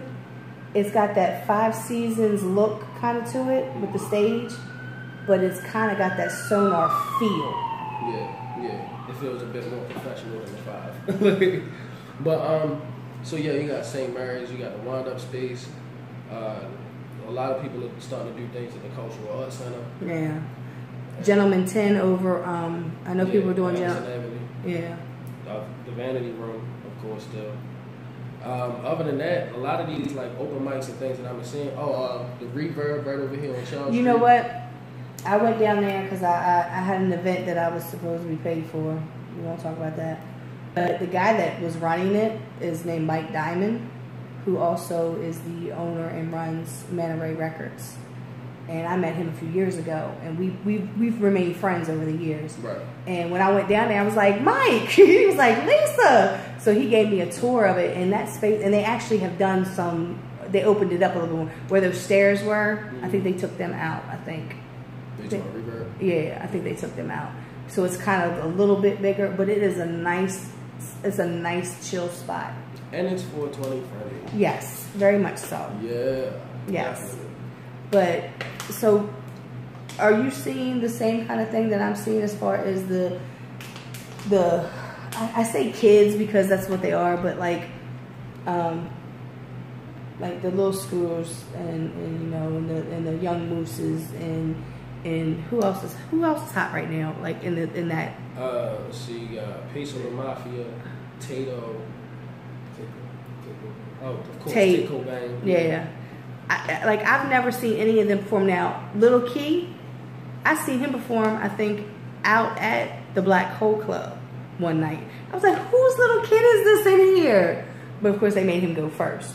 And so I've seen him perform at least there. But because I was like, where did these kids come from? So I'm assuming that it's not only from word of mouth from other kids, but from the YouTube. I mean, well, a lot of these dudes, a lot of them are like, they like street niggas for real. So, you know, like it's kind of like the same way Lil Nay got that big ass level of support from his immediate surrounding. So you got that many people in your immediate circle, and they're all their circles and things like that. Right. The word of mouth spreads a lot easier. Like, I haven't seen Taco Bank doing a lot of like regular shows and stuff like that, but when I did the cypher at the Pusha T show, Pusha T brought Tate out on stage with him. So like seeing stuff like that. So a lot of it now because of the pretty much the age that we're in the technology age like shit. So it's definitely the internet. The internet is definitely the biggest thing. Because once again with Tate, Bankroll just took the fuck off. Right. Bankroll took off. Bankroll is on TV shows. It's on. Is it on a game? Is it on a game? It's on Watch Dogs. Yeah. Yeah. I was watching that episode of Ballers and it came on. Well, I was watching Power. Cashmere was watching Power one night, and she has the closed caption on because she's got a 3-year-old. So, and she was just rewatching the episodes, and it was like the first season. So all of a sudden I'm sitting there, I was like, "What you watching?" She said, "I'm just rewatching Power." So I'm watching, and all of a sudden it came across the bottom. Make 'em twerk, Holy Shalom, in one of the club scenes. Speaking of Power, Shaka had a song that was on Power. I know. I caught that. I don't even watch Power. It just so happens that my homeboy was watching it, and I'm listening, and I'm just watching it. Like, all right, cool, we can watch this shit. It don't matter. We at your house, we watch whatever. Ghost gets in the truck, whoever driving turn the radio on, and a Shaka voice. Like, and I'm like, yo, run that back. I'm like, yo, that's Shaka. He like, fuck no. Raina Williams got a show. Had a song on one of the seasons too. Cause I went on the website. I went on and looked up the soundtrack, and it gives you every song that was played on the episode. Right. And I was like, and I'm looking through there. You know, I'm looking through there, and I was like, Raina Williams. I was like, son of a bitch. What? But I knew she'd been doing some stuff too. But that's another thing. Like, people, there's artists who are getting their songs played on, you know, TV shows and you know, movies. And is that you? Somebody calling you? Yeah. Okay. Because I was looking at mine. Because I guess somebody didn't get my. I was going to have a surprise for you, but I guess he did not get my email, or he couldn't call my phone. Little man was going to call. Oh man. Bruce. Yeah. He wants me to do a segment on my show called Shit Yeah. He said, I don't know what you're going to do. right. But I told him to call between like 6:30 and 7 just to make sure that everybody, like, that you were here. So he might not have got my message because I don't have any emails from him back. Right. But yeah. Actually, one of the joints I sent you got a little red shout out. Why, right? The joint called Today. Yeah, okay. Yeah. But yeah, he was we've been emailing each other.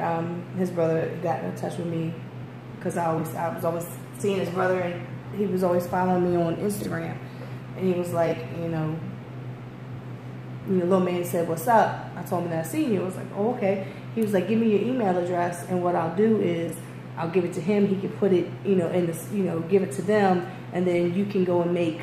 You'll get an email back, and you can make up your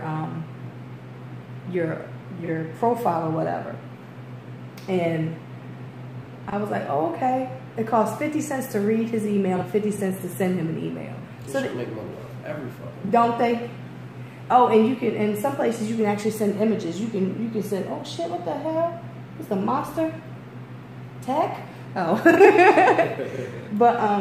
But yeah, so, you know, mine and little man's friendship goes beyond this music shit, because from the same area, you know, I say I'm from the same area because when I moved to Baltimore, that's where I moved to, was Poplar Grove. Right. And he was on Longwood. And I would see him going to the store because the corner store was right there. So I would see him like, oh, who is this boy with these dreads? And I knew J-Rip before I knew J-Rip. J-Rip had pulled up in front of my house. Like, I've had, like, people have been to my house on Poplar Grove. Hugger came to my house because that's when he had a watch. This is before the whole Apple Watch and the Samsung watches. This is way back 2007, 2008, you know, yeah, something like that. And he had a watch, and he was trying to see if he could put music on the watch. And Drake had been to my house because Drake was like my brother. It was all to do with ringtones and, you know, because I was making everybody's music in the ringtones at that point. I still make people's music into my ringtones. Yeah, me too. You know, that's just, I still do that. Just not on the, it's a lot easier nowadays than it was back there. We got apps for that shit, man. Right. But, yeah, I had talked to little man, and I had already showed you what, you know, I had already showed you on Facebook what he had said or whatever. And he was like, well, give me the number I can call. I'm going to try to call in as long as we're not on lockdown. Right.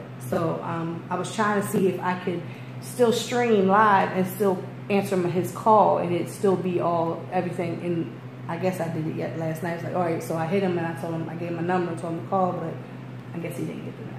Right. Because like he'll tell, like we'll talk about, I was like, well, he asked me how things were going. I said, well, I have Apex on my show. He's like, yo, Pax. I was like, you know, like a lot of times he'll tell me, well, tell everybody I said hey, and that's when I'll make a post, be like, yo, everybody, no man said hey. You know, whatever anybody sends me back, I copy and paste and put it into the email, so he can see exactly what everybody says. Misspelled words and everything. Misspelled words and everything. Like, he's really getting those messages. So, but yeah, I was hoping that he was gonna be able to call in. I wanted to give a surprise, but Yeah, so he wants me to do a segment called Shit Yeah. We don't know, we haven't come up with the concept of what the segment's going to be about. Right. But it's going to be in honor of him, I guess. Okay. To make him stay relevant. That's dope. Right. I'm so, shit. Right. So, yeah. I miss little man. When I seen the picture of him with no dreads, he cut all his dreads off. I was like, wow. He looked funny. He looked funny as shit. Speaking of that, you go through hair changes every now and again. This is actually the longest I've actually grown my hair without right. The longest period of time I've grown it without cutting. Right. Because you'd have cornrows 1 minute, and then it would be out in the bush, and then you might have some braids, and then all of a sudden, then it's all gone again. I'm like, and then 3 months later, I got braids again. Right. Right. It's like, because I mean, that shit used to come from, like, when I couldn't get my hair done and shit like that, this shit would be annoying, and I'm like, well, I got $15, fuck it, I'll grow it back. I usually do it when it's hot. Like if it's hot and I couldn't get my hair done, oh no, I'm gonna straight cut this shit. I don't give a fuck. It'll grow back. That's the reason why that's the reason why in all the pictures that I have of you over the years, you just never know. Like on the flyer, the picture of me and you, we were at 25. We were down there and it was a Spitters Club. Yep. Yeah, Spitters Club meeting. When we bought that fucking PlayStation in there on that little ass TV and was playing Madden in that. Yep. Sure was. That. And then the one picture that was in the middle of me and you was outside of 5 Seasons. It was like a group shot because Don Poe was right here. Bones from the Park was standing next to you. Mm-hmm. Murder Mommy was over here, and I think Lena was over here. And there was somebody. Oh, I think Movie was in it too. Yeah, I don't know. I can't remember. And I know Duff McGruff. That was a fun night that night. I don't even remember that night. That's what I'm saying. Like I've taken so many pictures over the years that I don't remember. Just like when I was trying to remember what event it was that I had just seen you at, and I was like, oh my god, what event was it? Because I've done so many events that I can't keep track of who I see where, when, nothing. Everyone's like, oh, Liz, do you remember? No, I'm old. My memory is not what it used to be. But and then of course the picture of you, Murder, and Jared, and I was like, it was like stair steps. Yeah. You know. Yeah. So I had to I did that for a purpose. I did that because I wanted to show, like if I had really thought about it, I would have went all the way back to Shaka's birthday party at Turntable Club and got a picture. Bruh.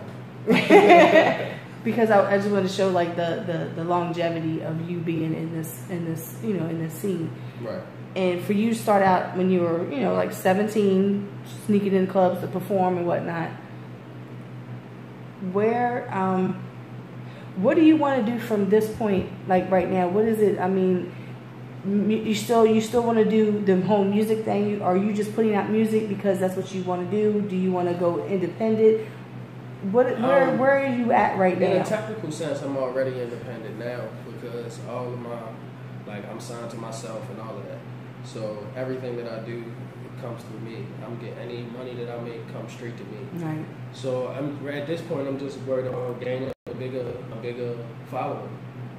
Because with some of the issues that I had with releasing music, a lot of music has been later than I want to release it. So much later that it kind of kills the buzz that I had going on with what's going on. So, like as you know, it's always harder to rebuild something than it is to build it. So at this point, it's really just about gaining more followers and maintaining those followers. So I actually have 2 projects coming up that's about to drop. I got one called One Big Backwood. Hopefully that's dropping between late October, early November. And then I'm dropping Stone Cold Steve Lawson in the beginning of 2018. So that'll be like February. I'm dropping that. So I got a lot of music on deck. So I'm just ready to promote it right, get it out, so I can move on to the next thing.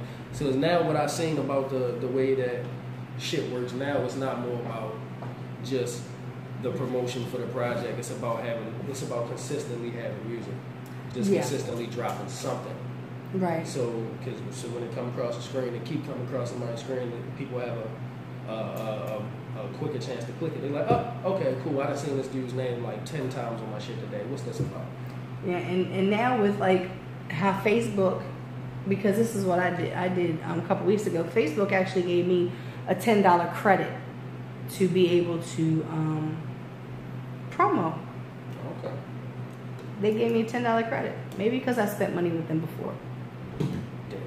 Because I put $5 on. It was a video that it was a little Instagram video that I had shot with Big Steve and Fatboy Deezy song called "Professional" off of their mixtape they had. So I did a little. I'm just going to see what happens. I'm going to see if how this really works. So I put $5 on that, and I put $5 on my show flyer. Right. Because what it does is when you put money on a post or whatever to boost it, it gets out to more people. Right. Not just people that it could possibly to get out to your friends, but it gets out to more people. And I really can't come to the conclusion. I mean, it got a lot of views. They all got a lot of views. The post Right. did, but I think that makes it a lot easier for artists to be able to do that. And I've said this before, a lot of artists just don't invest in themselves. Oh yeah, definitely. You can tell. It's noticeable. They're more worried about their outfit than everything else. Some people will be the freshest nigga in the venue, but if you ask them, yo, where can I find some of your music? When they talk about, yeah, SoundCloud. That's it. That's the only place they can drop it, SoundCloud. And which is not really a bad thing, but on the same token, like, all right, well, do you have some business cards and any flyers and anything? They're like, well, I'm working on it. You got any music that's out? You got any projects? Well, I'm working on it. These dudes not even paying for studio time. They're content with buying a fucking microphone and a little ass interface and hooking it up to their laptop, and they're okay with putting out music that sound like shit, just to say that they did it. Right. So I mean, it's kind of killing the credibility that a lot of good artists that work hard and invest in themselves, but that's still at the local level. It kills a lot of credibility that they have, because for some reason these bullshit motherfuckers they get a lot of play. Right. And it just, like I said, it just kills the credibility of certain other artists. So it's a lot more difficult. I say here than other places. It's a lot more difficult here, just because the city's a lot smaller. Which in turn, it should be easier, but it's not. Right. Well, I mean, like the divisions. It's like one day I woke up and everybody is rapping. Like I went to a show and I knew absolutely nobody on the stage.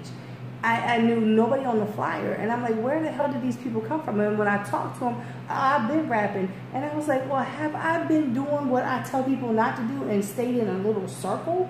But I tried not to do that. And once the persona of Baltimore Paparazzi came along, I couldn't just be Lisa and support just this circle over here. Right.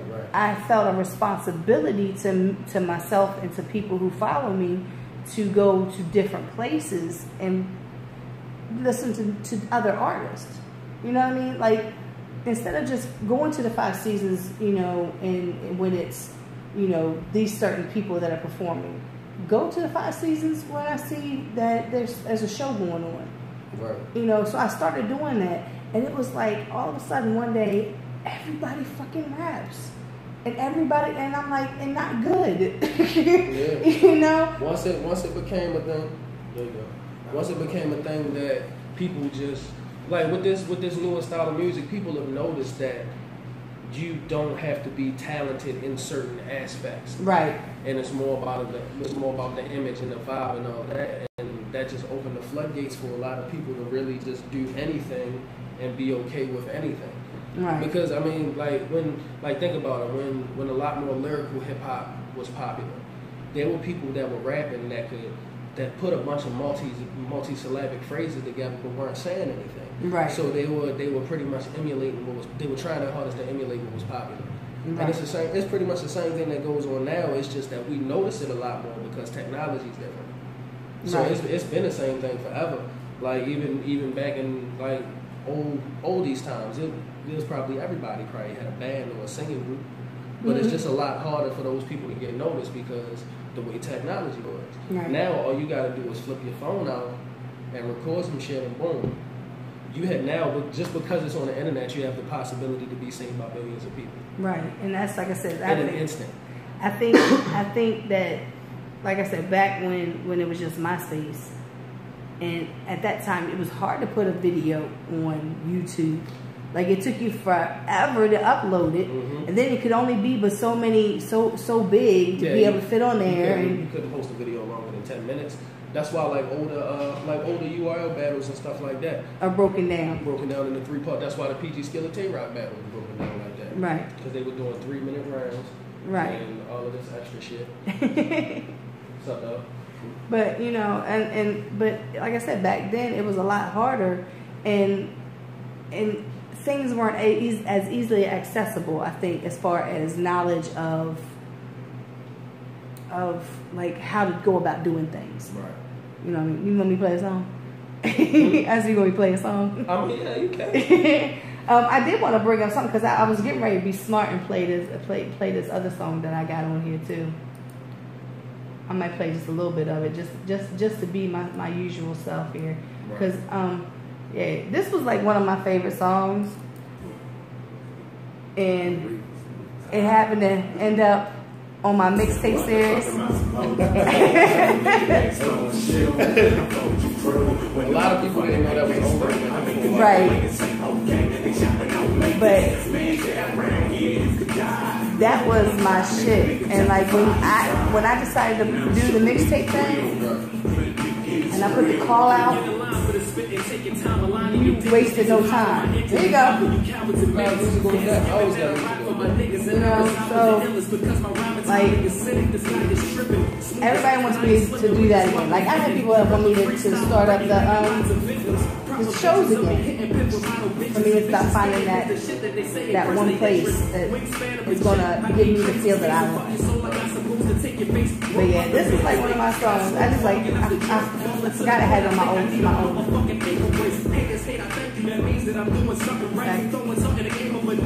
Yeah, this song like it's at least like 4 or 5 years old. That whole right there, did I hit your wife fucking right? I was like, you're an asshole. But yeah, let's play yeah, we're gonna play Jay Young. I didn't actually play Jay Young, but yeah, I'm not gonna talk through this one. But yeah, Man Down was like definitely one of my favorite. And Bacardi's Black Man's Plight. I don't really know where I'm driving to, but I'll tell you when I get there. Rest in peace to baby boy and Mike Nice. Free my fucking man shit share. If I die today, make sure my daughter know who her daddy was and what type of queen that he expected to be. I expect that shit from all of my niggas from heaven I'll see. Tell my baby mama that I wish every altercation wasn't a confrontation. Wasted so much time on dumb shit that could have been done with a conversation. All this waiting, it is heated and neither one of us wanna walk with Satan. All I'm saying, love your family while they here, cause tomorrow ain't promised, baby. Lately I've been feeling like it's the end time. Maybe that's only for me. I'll make sure that my next generation can shine before my eternal sleep. I don't fear death, it's the only thing definite. It is what it's gonna be. But if I go before I get to say some shit, I make the speaker say it for me. So tell my mama that I love her and I learned all the game that she told. But at the same time, a man gotta make mistakes on his own. That's the way you grow. I shot up like a weed, but I still got a long way to go. But if the refs take me out tomorrow's game, that's a call I can't control. If I get killed today, apologies for the things I didn't say. All the times I lost my mind when I should have done things a different way. And I know that I wasn't the easiest nigga to deal with, but you can bet your bottom dollar that I was always on some real shit. And even though I don't plan on going nowhere for a long time, anybody can get caught slipping in the wrong place at the wrong time. So if I get killed today, apologies for the things I didn't say. For the times I lost my mind when I should have done things a different way. Something short. Oh, that's the end of it? Oh yeah. That one was a one verse joint specifically for the fact that when I got the beat and I heard the way it went, I was like, nah, don't extend the beat. I'm gonna do it just like that. Like, and that was actually made by this little white boy named Mason, fresh out of high school, just started. I like that beat. Just started his freshman year at Goucher. Nasty. I like that. I like that beat. Mason is nasty.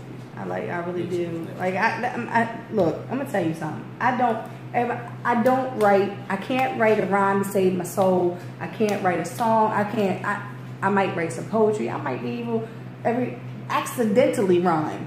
You know what I mean? Right. Like I said, I say things and they be like, oh, that's a bar. I'm like, oh, I don't know. I'm just be saying shit. But when it comes to beats, I love music so much. I've listened to everything and anything there is possible. Some shit people be like, really? Like, yeah, Mozart and Beethoven and all that. Like, I've listened to that. Like, sometimes I just be in that mood. I just need something, you know. Yeah, being eclectic is awesome. So, the song that Yo Gotti got, fuck you. Fuck you. Celebrate as I said. Yeah, that's my shit. I like that. Yeah, I got the beat. And I don't like too much Yo Gotti. I got the beat. I don't got the song. I got the beat. I only got the instrumental. That's one of the few Gotti songs I actually like. I'm not a fan of Yo Gotti. Yeah, I'm not either. I mean, nothing against him, yo. You got all your fans or whatever. Just because I'm not one of your fans doesn't it's not going to hurt you. Right. But I like beats. I just told this story the other day. It was at the Crown Awards, 5 seasons, producers battle. I don't know who the producer was, but it was a long ass intro, and then they cut the beat. And he was like, "Wait, that wasn't it." Da, da, da. And it was like, "Yo, we played so much of it." Oh shit! Do you remember that? I don't remember who it was. I don't remember who it was. He was battling Scar though. But look, I remember that. They played it again. I'm sitting on the edge of I'm sitting on the stage on the corner, right? And I'm sitting there. Only is over the other side. So we're listening to the beat and I'm like this. And I'm like, it should drop right there. Only said, see, even Lisa said it should have dropped right there. And she don't do music. And I was like, because just being around music for so much, you kind of pick up things. Like, I know I've seen rappers who can't count 16 bars. Oh. They don't even know what 16 bars is. Look. You know what I mean? They don't know what it is. Right. Like, I had an artist. I just told him the other day. I said I still reference to you. I don't say your name, but I reference to you when I say this. When I say things, I have people who send me music that's not even done. Like this one artist sent me a song, and it was the hook, his verse, and then the hook, and then the space for the next verse, and then the hook again. So look, no, he wanted me to listen to it, right? So I'm listening to it. That beat was so hard that I wanted to write to that beat. That's usually how I be with the bullshit songs. It usually be like that. I wanted to write to that. That beat was just so hard, and I'm just like, I can't do that. So I admire anybody who can do anything that I can't do. Right. I used to sit and watch Shaka Pitts when we would be at the studio. And be amazed at the fact that everybody is out in the front. Like when we're down there on Maryland 25th, everybody be out in the front. He'd be in that little space where the computer and stuff was.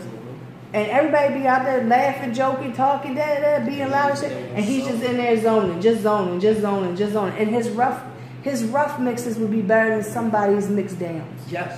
A lot of it's better than most of the studios in the city's mixed downs. Still to this day. So I watched him, and Mark Carey too. I would sit up at Street Legal and watch Mark record and do this and then chop this up and delete this and move this over. That I think that I could probably go to learn how to do engineering and probably be really good at it because I've watched some of the greatest in the city. That's actually how I learned how to engineer music. Was sitting there. Specifically, the project I seen him mix and master the whole thing of was Balcardi's Blockwork. Like I was there, like I had the rough mix of the whole joint and all that. He left it in the car and all that shit. So I literally sat there and watched him mix and master that whole joint. I watched him clicking all the plugins he using and all that different shit. So when I actually had the program in front of me myself, it was literally like reverse engineering it. It was literally reverse engineering. It's like, okay, I know what he clicked, but I don't know what the shit does.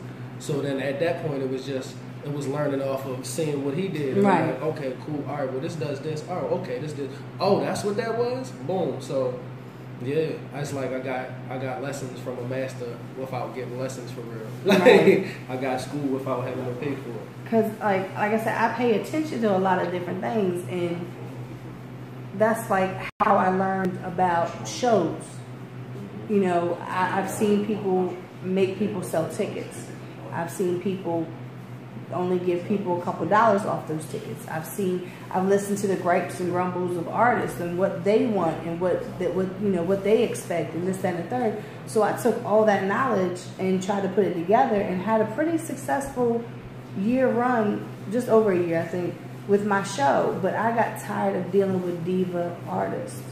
I got tired of these artists sitting there on stage talking about they driving this car, they got this money, but can't even pay me my $75 without saying, oh, well, because I was split 50-50 with the tickets. $75?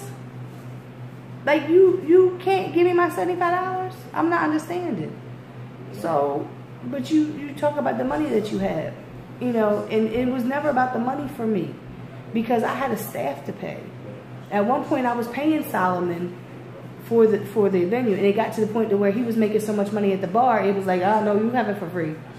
You don't. And then when he moved me to Thursdays, he was like, you don't have to pay nothing because he moved me from a Saturday to a Thursday. Right.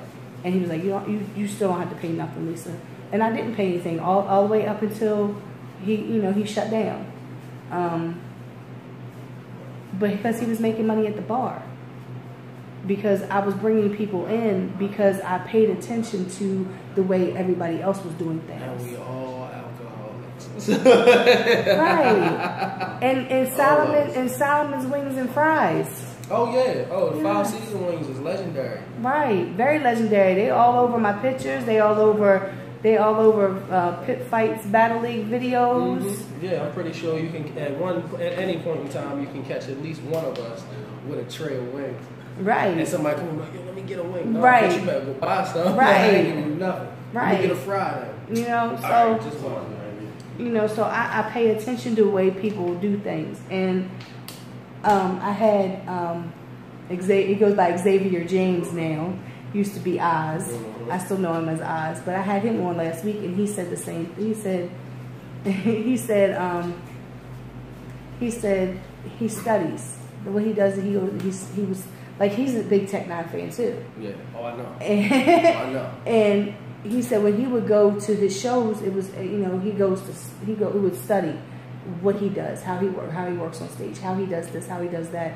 And I never thought about it. And I've had a few people say the same thing about rehearsing, you know, about, you know, practicing. How many shows have you been to where you see somebody and they got the mic and they're holding the mic here and they dancing around, but you can't hear them, but it's okay because their lyrics are playing in the background because nobody taught them how to cup the mic and you know, project their voice. Right. You know, and my thing is, and wait, fuck rapping over your vocals like on the show set. Now, if you're like one of those people who just want to be like an entertainer, then cool.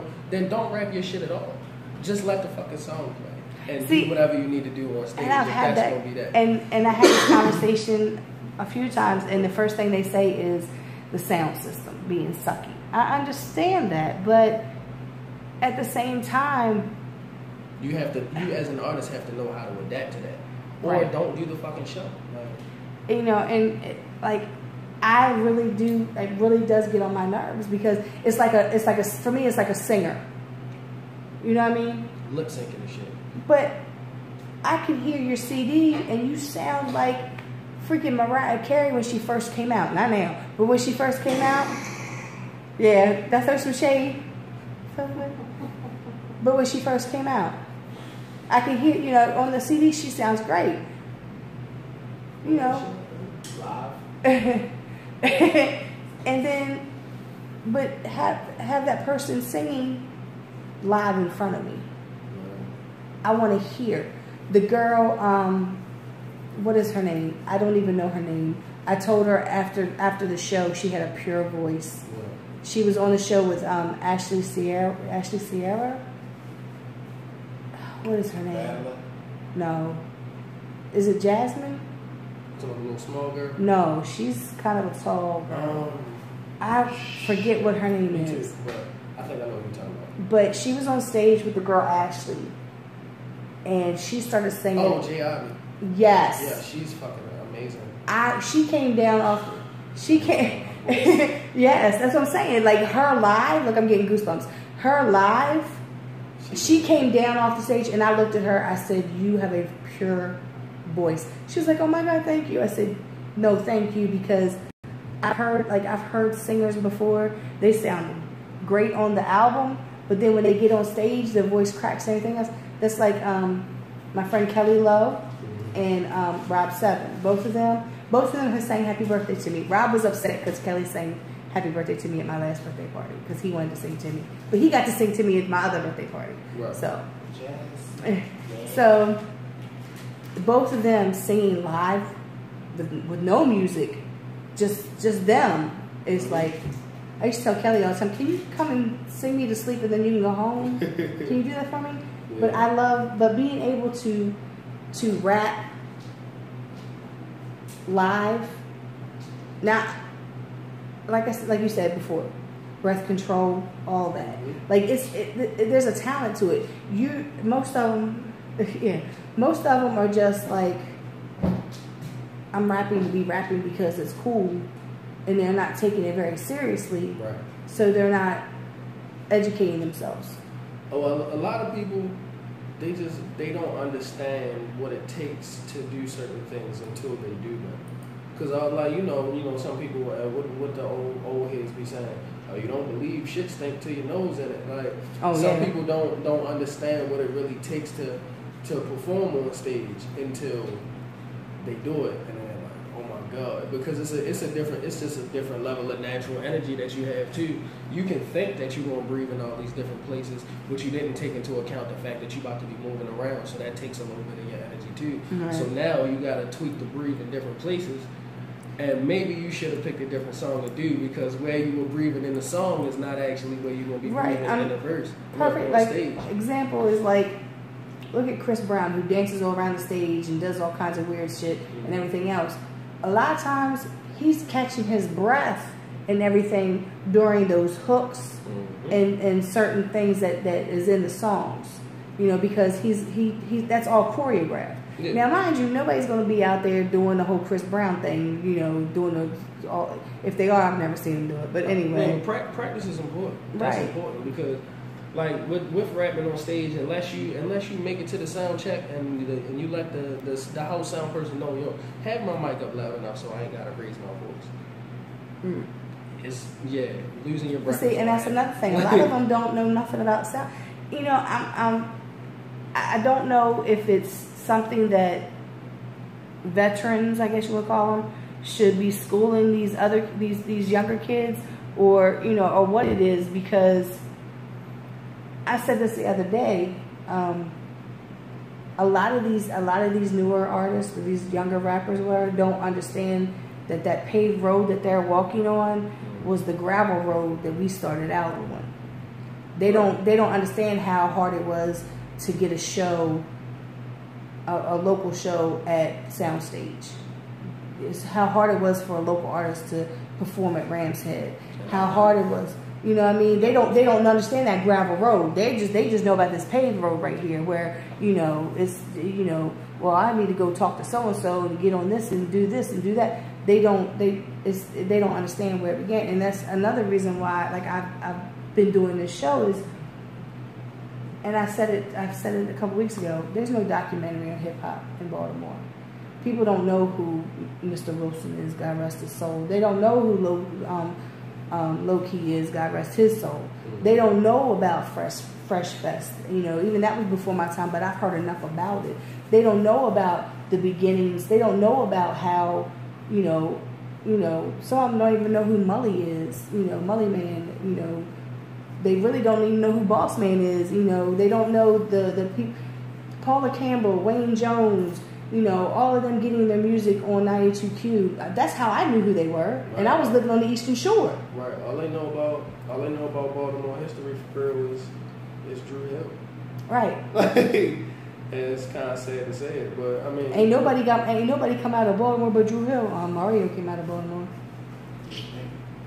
Yeah. Didn't he go to Milford Mill? I'm not sure. Or somewhere? Yeah. Like. Then on top of that, like, you gotta think about some of the things that kind of go unnoticed that a lot of artists are doing. Like, Comp was on a fucking video game. I know. I just said that. Comp was on Def Jam. He was on all the Def Jam games. Right. Comp. Like, yeah, and I didn't, and at first I didn't even know, like, because that shit came out, I was like 13, 14, so when I saw it, and then when they showed, like, when the camera spun around on the game, and then the back of Comp hoodie said Baltimore, I was like, who the fuck is this? Like, and that's how I found out about Tom. Right, I mean, like, people don't, a lot of people don't realize that he did this song with Ghostface and Jadakiss. You know, they like, there's so much history that they don't know, and it gets lost. And even though I think like Baltimore is known more for its club music, Baltimore club music, there's a whole hip hop history here that I just wish somebody would put together. Like K-Mac, I met K-Mac, I didn't realize that he been doing stuff like since the 90s and shit. Right. Cause I'm not from here. Like I'm a transplant. Like I came in 2003. Like I started coming to Baltimore in 2000 because I was seeing somebody from here. In 2003, I moved here. Lab Tech One was the first artist with a video on the box when the box was a thing. Right, like, I remember him saying that. Artist with music on that. Yeah, you know, and I like a lot. He said that was like '94. You say something about Lab Tech One, they'd be like, who? Exactly. And if they ever got to see him, you know, any of his music, anything, they'd be like, wow. Because I remember the first time that I seen him, and I was amazed, you know, and you know, for me, as a lover of music, right, like it's just I love different things. So hearing these artists that amaze me, it just makes me. I put them kind of up on like a little pedestal, I guess, you know, because they amaze me. I put you, like only you know, all up on a pedestal because I know the caliber of your music as well as your human self. You know what I mean? Right. Like, so I put people up on this pedestal, and nobody's really fallen off yet. Y'all have never done anything to make me like say, oh, well, I was wrong. No, because the caliber of music that you do, for one, you do the music that you want to do. It's not what's popular. It's not what somebody else wants you to do. It's what you want to do. And I'm a firm believer in doing the things that you want to do that make you happy. Right. Because somebody's going to share in that happiness as well. Because there's whatever, if you put a song out about something that you're going through, good or bad, somebody out there is going through that similar thing, good or bad. Exactly. And that's for me, that's all it's really about. Like no matter, cause like sometimes with my song content, I jump through a lot of different things for real, but it's relatable to somebody. Right. Like if I talk about some hustling shit, I'm not the only person that can hustle. Like right. If I talk about losing somebody, I'm not the only person that lost somebody. If I talk about, yo, I had a long day, I get fucked up tonight. Everybody feel like that. Because if they didn't feel like that, clubs wouldn't sell liquor. Like, there wouldn't be any clubs. You know, you feel me? It'd be just a place where people go to listen to music. Like, so yeah, it's the relatability. That's why it's so easy for me to go so many different places, because I know for a fact that anything that I talk about, somebody's gonna understand. Just like one of the songs that I sent you called "For My Niggas," the way the song is, I'm talking about a few specific things, and I'm kind of building a timeline in it. But unless you know the certain people that I'm talking, like the certain people that I reference, you won't really understand the timeline. But it's cool. That's not really for y'all. That's why it's called "For My Niggas." It's for the people who know, like when one of my homeboys know how long I know them. So when I say this is back when such and such was doing this, the people who know what's up. Right. They're like, yo, he been doing that since 06. Like, yeah. So well, let's take a listen to that. I don't know if that's Cabo out there or not. It might be Cabo. He usually doesn't do his show till 10, but he's been doing it early since the show right behind mine hasn't been running. Who made this beat? Lino Beats, dude by the name of Fidel that works in lineup, bro. Before Jermaine was laced, going hand with the tag gun. I was enforcing for Broski while he was counting up the racks, son. See my first gun, I had to grab one. Strapped in the back of the burgundy Buick, waiting on cats to act up. Speaking of acting, my second shootout, the Ruger Jam. That was back when facts was black Cadillac, who the man? And I'm still alive, so who the man? All my niggas ran on me, I even need a new plan and some better shooters, damn stressing. Cracking piece of smoke got me losing grams. Funny how you acquire money and start losing fame. They hating on you, I ain't wanna believe it. Then remember the spades of space, so I just call what I'm seeing. Niggas frauding, talking raw, but hardly a demon. Till a nigga that walk and squeeze it, and you can talk that raw shit to Jesus or whatever God you believe on your broad slab. And the pain is cause since I lost my family, my heart been darker than Idris. They say they want that old packs back. I just called that darker They than don't Idris. understand what they come with. Extra aggressive temperament, young and on some dumb shit. Solo with the hammer like fuck the niggas you run with. I remember trying to get some pay when fresh was still Lambo and Lamb BZA. You don't know who that is or the difference in the names. You won't get the timeline. This shit is not for you, okay? Pseudonyms make them change, but the lovers stay the same. My brothers still my brothers, we just driving in different lanes. Brothers still my brothers, we just driving in different lanes. H&D tatted on me, bitch, I represent the gang. We was dead broke, thinking the missions to get our bread up. Funds wasn't around yet, Phil had the red truck. Strong army niggas going head up. With anybody popping, cause our pockets was empty and we got fed up. Start some wild shit, we know what get us a nice meal. Pull up with some loud shit like Ock with the white wheels. Keep the circle virgin pussy, that's that tight feel. So at the party, a couple of us ahead at Ice Grill. We ain't losing no brothers tonight. Step to one of us, you in the box for your mother tonight. Better hope you got some homies that'll come for your life. You make it away and get seen, and I'm hunting you twice. Tape was whipping the talent while I was pill pitching, flipping them values. Hit the whip with the dicks by the thousands. Priest was spitting bars. Now all the different cars, never speak again. Love is the only message that I get across. I remember trying to get some pay when fresh was still Lambo and Lamb BZA. You don't know who that is or the difference in the names. You won't get the timeline. This shit is not for you, okay? Pseudonyms make them change, but the lovers stay the same. My brothers still my brothers, we just driving in different lanes. Brothers still my brothers, we just driving in different lanes. H&D tatted on me, bitch, I represent the gang. Okay. Gang.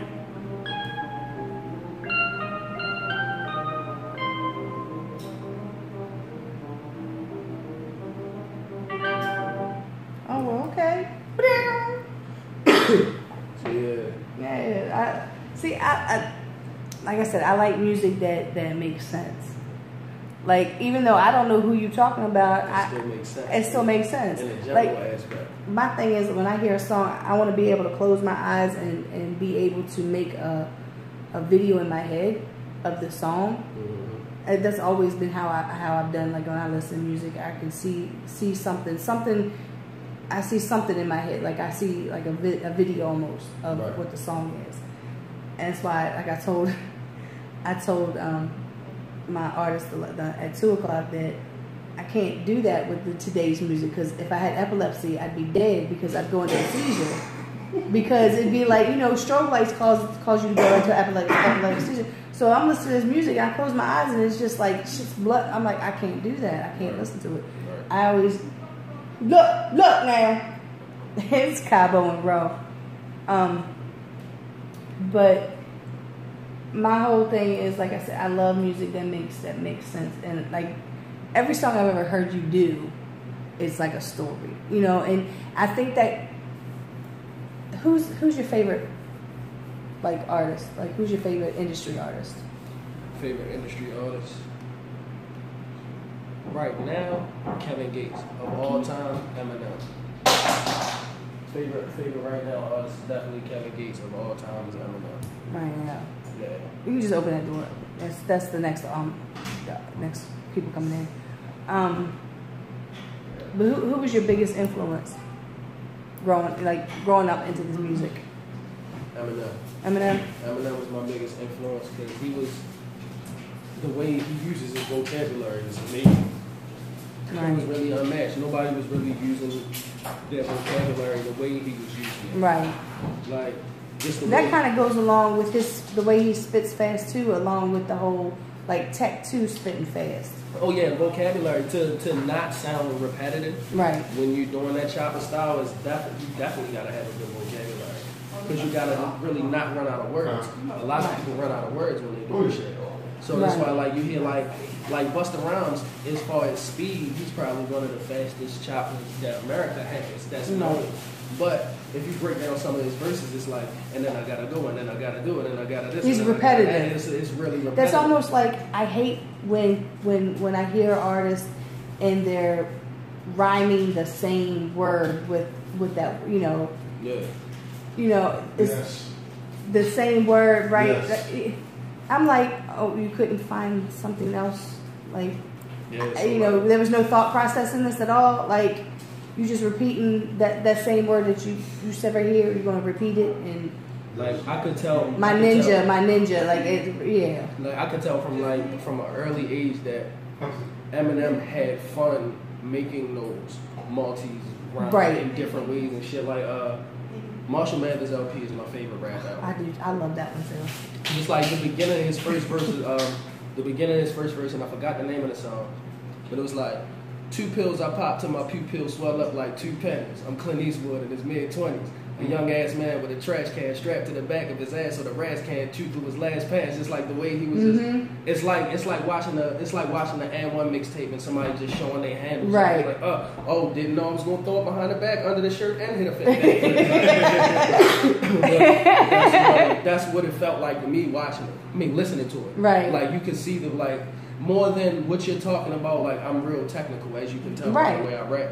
So, like, appreciating the technical putting together of the rap versus like when I do my songs, I come up with my cadence before I come up with the words I'm saying. So you sit down and got and I'm like, ooh, I can throw the hoop to myself off the glass and hit a cartwheel before I get in that bitch. Like that's just how I like to do shit. Right. And Eminem was always a big influence in that aspect. Always. I think that also goes really good with you going into battle too, because the whole technical and the wordplay and everything else, you know, that's why like now, like I see like the last few battles that I watched and that I was at or whatever, like I hate to be there and be bored.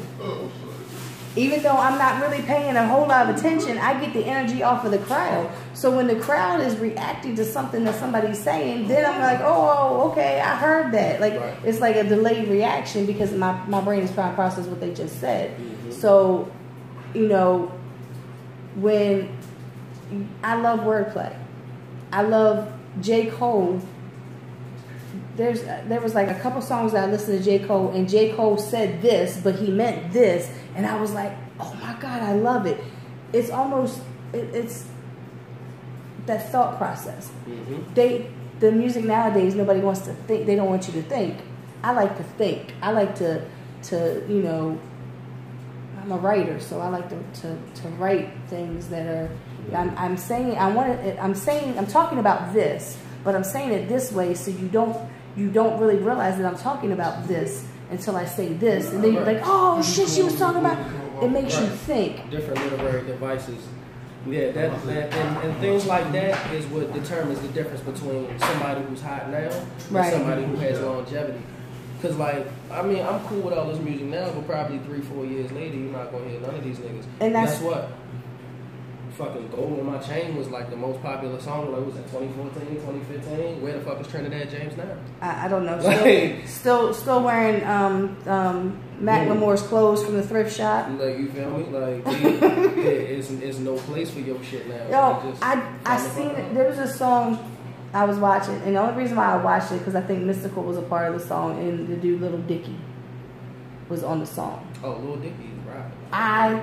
I loved him. I was like, who is this crazy? Like, I'm looking at him, he looks weird. But then when he started spitting, I was like, oh shit, wait a minute, hold up. I might need to give him a chance. I really haven't listened to anything else, but like that made me like pay attention because he was just like, I don't care much for 2 Chainz.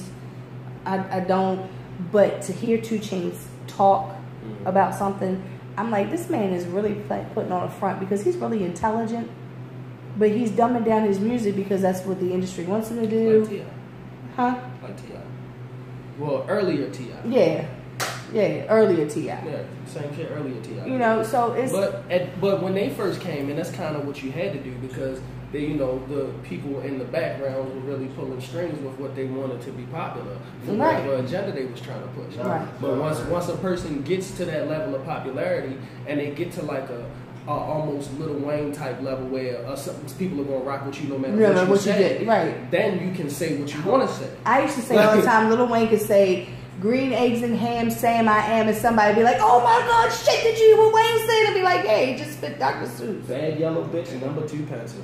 Oh my God. Right. Like, fuck out. Right. And I'd be like, okay, so no matter what Wayne says, you just gonna go ahead and go right along with it. Okay, I understand that. I honestly thought Lil Wayne's career was done after fucking that whole kissing Birdman shit. Yeah. And and then on the Drought 3, this nigga said, I walk it out like stunner. I hope when we kiss we make you sick to your stomach. Like it's okay. And I'm like, oh, wait a minute. Oh, niggas about to crucify yo. And they be like, well, it's Wayne, so yeah, kissing the nigga's okay because it's Wayne. Right. Like I had we were talking about in my earlier interview that how that artists have ghostwriters now. Where when we were younger, we didn't think about having that these artists had ghostwriters. We just thought that these were songs that they were putting, that they wrote in their, everything. So then when you find out there's ghostwriters, you're like, wait a minute, hold up. I said, well, what about the whole Rick Ross thing? I said, we found out Rick Ross really wasn't Rick Ross. He really wasn't that person that he's portraying, that he was actually a CEO. And everybody was like, it's okay because it's, we like his music. I mean, people who were old enough to know Rick Ross got his name from some other shit. Right. Like, motherfuckers who were old enough or in that street shit enough to know who the hell Freeway Ricky Ross was, know that he got his name from that. So it really didn't matter because he was making good music. At the end of the day, to me, that's what really matters. If you can make good music that for the most part invokes thought and some shit that can actually be timeless, I don't care what you do. You can talk about banging as many pistols as you want to, but if this song is really, really dope, I don't care if you don't know how to shoot a gun. I don't need you with me if somebody get to shooting. Right. I don't even know you. So, that shit doesn't matter to me. I don't care, as far as, because music is entertainment. So I don't care how real or fake you are as an artist. But there are certain situations where your realness might come in question with some of the things that you do, because since you do things a certain way, you'll be grouped with a certain group of people and end up around those kind of people. And if you're not like that, it's going to show. Right. Doesn't take away from your artistry, it just takes away from your person, you as a person. Right. But with the internet nowadays, we really know who people really truly are. We see the realness of people now. Back in the day when we didn't have the internet, like somebody could say, take Ike Turner for instance. Like, did we really, at the time that Ike Turner was whipping Tina's ass, did we really know that Ike was really, really, I know it was before your time and all, but no, I get it though. We don't know if Ike was really whipping her ass. Right. We only know because when she came out and finally said everything, when they did the, when she went to court and got, and divorced and everything, and then when they made the movie and then it became, but nowadays, and this time, straight on Snapchat, like, look what this nigga Ike did to me. Like, right. And then boom, the whole world moves in about an hour and 30 minutes. And that's why I said, like, everything nowadays is so, the internet is so prevalent in our lives, just like these reality TV shows. They're not reality TV shows. Oh yeah, it's scripted like a motherfucker. It's scripted. So I think, like I said, I always go back in 2007, 2008, like when I said when I came in, and how different it is now. And like I said, you have constantly continued to make music that you want to make. Yeah. It doesn't sound like what anybody. You don't sound like anybody. I've never in my lifetime ever remember saying, "Oh, well, Peck sounds like." It's going to be impossible to do, because everything that I really truly like and really love about music, I'm going to take little pieces of everything. Right. And now I done crafted my own thing, because that's why my you never hear any song that I have where my cadence stays the same through the whole verse. That's what unless it's a cadence that's really hard to maintain, then I'm going to do it just because, look, nigga, I'm nice. So I'll do that. That's the only way. The other song I sent you, Get It In. Mm-hmm. The cadences in that, I fucked that joint all the way up. And they don't stay the same. It's just like I was saying about the And One mixtape. Just watching somebody go through their handles and you their moves ain't never really the same. I'm like, I didn't even know it was this one many ways to move it back. Well, let me play this song before we get out of here, because I got Kylo and Ro coming up next for today's show. So we'll play this song. This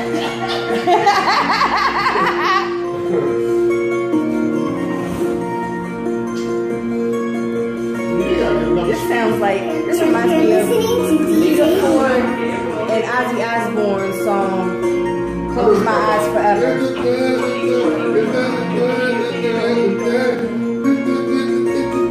That's what it puts me in mind of. If you don't know that song, Lita Ford and Ozzy Osbourne, just say it. I gotta do what I gotta do, cause my people still need those. Bitch, I'm out my door. For now, niggas be too. The same one we got red holes out. I mean, they got two speakers, because I know when you go out and stuff. Yeah. Coming off one speaker, some of the beat be missing. Yeah, cause some shit be panned up. Yeah.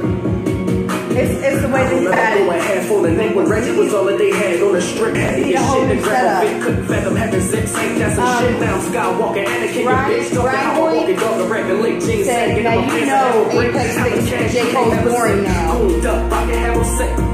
If you ain't got the frame, try me if you think I'm playing about this shit. Catch a body full of spraying, I'm doing. I ain't bragging, I'm just saying what it is. Fucking with that money, one up in your head. Gotta hustle double hard, I got a kid. Watch dropping, you ain't taking shit. Ain't no more block blessings or clock checking. I grind hard with no time limit. See that, see your money, fuck looking, I'ma dive in it. And I get tired, but bro, I don't get no sleep. Been up for weeks, this for my daughter. I don't work, she don't eat. I play for you. All I know is get it in. Gotta call 11, I ain't quitting till I finish it. Count it up twice, then I flip again. You should already know what the mission is. Took an L, so I'm in it till I win again. No matter what the situation is, I get it in. Took an L, so I'm in it till I win again. Took an L, so I'm in it till I win again. Nigga, all I know is get it in, get it in. All I know is get it in, get it in. All I know is get it in, get it in. All I know is get it in, get it in. All I know is get it in, get it in. All I know is get it in, get it in. All I know is get it in, get it in. Get it. I remember being broke. Had a job, not enough money for the bills, still need hope. Pockets on E, try to rap, cause I feel your ears need dope. I gotta do what I gotta do, cause my people still need O's. Bitch, I'm out my dope. I remember scooping brother for a late just so we could go and get a couple cents. Couple say no trapping out the April 5th. Get a pig, breaking down the bacon, bitch. Amazing with the flip. Imagine how much I done came up off the wrist. If I was in the kitchen hanging on the strip and ducking police with the banger on my hip. The wasn't in my mention. See my man's a minute, wanna shake it different. Had to make this rapping shit the family business. So I'm rolling solo, ain't no jamming with a pack of hitters. But my niggas still my niggas, I'm up in the dojo.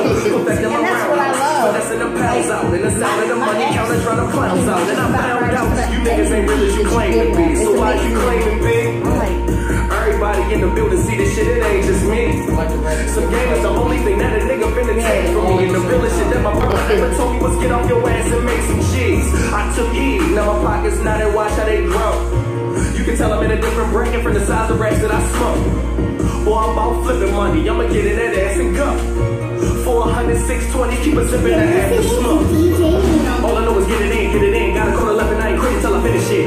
Count it up twice, then I flip again. You should already know what the mission is. Took an L, so I'm in it till I win again. No matter what the situation is, I get it in. Took an L, so I'm in it till I win again. Took an L, so I'm in it till I win again. Nigga, all I know is get it in, get it in. All I know is get it in, get it in. All I know is get it in, get it in. All I know is get it in, get it in. All I know is get it in, get it in. All I know is get it in, get it in. All I know is get it in, get it in. Get it. I remember being broke. Had a job, not enough money for the bills, still need hope. Pockets on E, try to rap, cause I feel your ears need dope. I gotta do what I gotta do, cause my people still need O's. Bitch, I'm out my dope. Oh, yes. So yeah, like what I was saying about the whole and one mixtape reference, I like going to a bunch of different places at the same time. I wanna rap on the hi-hats, but I also wanna rap on the bass line. Right. At the same time. At the same damn time. So how can I do this to make it work with everything the way I want it to? Right. Instead of just, okay, I'm gonna rap on this part of the beat, and then I'm gonna try to rap on this part of the beat. And no, fuck that. We do it all at the same time if I can. And I think you succeeded. And that's the type of stuff that happens. Like, right. Yeah. So I'm gonna get ready to get out of here. Got Cabo and Row coming up right after this. Give everybody your information, where they can find your music, where they can find, if you want them to follow you. Sometimes you might not want them to follow you on certain social media. That's cool. All my shit the same, so you can find me anywhere. All social media is Apex the Genius. The is spelled THA, everything else is spelled regular. Kensington McLeod Pat. You can Google search that, and all my social media will also come up. Yeah, everything from fucking MySpace to PlayStation Network is the same. So, yeah, you put me in Google. You and as Little Man said, that's the East Side name. That's cool. He know we smoke big loud, so he know what's up. Yo, I had to copy and paste that to you when you said that, or I screenshot it. I had to screenshot that because the rest of the message was about his court case, but I had to screenshot it because I thought that was the funniest. Yeah, that was hilarious. You know me, bro. Yeah. Oh, and the tape One Big Backwood, that the last two songs you just played, both of them on One Big Backwood, that's going to be out late October. I'm hoping for Halloween. Okay. So Halloween for One Big Backwood, and then the joint before that, the short version one, that's going to be on Stone Cold Steve Flossin. That's another EP that's dropping in February. Okay. So yeah. That's a slick ass. So Stone Cold Steve Flossin will be dropping in February, and for all the battle rap fans, October 15th. 12 p.m. at the Depot, New Breed 3. Hit me, hit any of the Pit Fight affiliates to get tickets. $15 in advance, $20 at the door. It's October 15th at the Depot, 1728 North Charles Street. Dope ass event hosted by me and Lil Broski, probably. Depends on how fucked up we get. Right. I might put up. And the drinks at the Depot are always good. Oh yeah, they always good. And since they don't search nobody, I'm bringing my own. Yeah, put that out there. Oh, look, I still support the bar. I would bring my own and still buy drinks from Well, yeah, well, sometimes you got to do that. Yeah. So, like I said, I thank you, little brother, for coming through. Thank you for having me. We have a family resemblance, so yeah. It's in the eyes. It is. Kiss the baby for me. She's she's getting too big. You know, Cashmere is like due in like 4 weeks. We got another little girl coming, so. Oh boy. Yeah. That's gonna be fun. Yeah, you see badass Caden. Yeah. Yeah. He told me today. He tells me everything. He always doing something. I was like, yo, you need to go somewhere, little grown ass. So I'm gonna get out of here. I got a call from my daughter to come get me. She got my car. Right. Next week is what, October the 7th? I got Sack Banger. Reppin' Park Heights. I'm coming. Hey. I'm coming. Yes. I ran into him at the store up on Bel Air Road. I was like, you want to come to my show?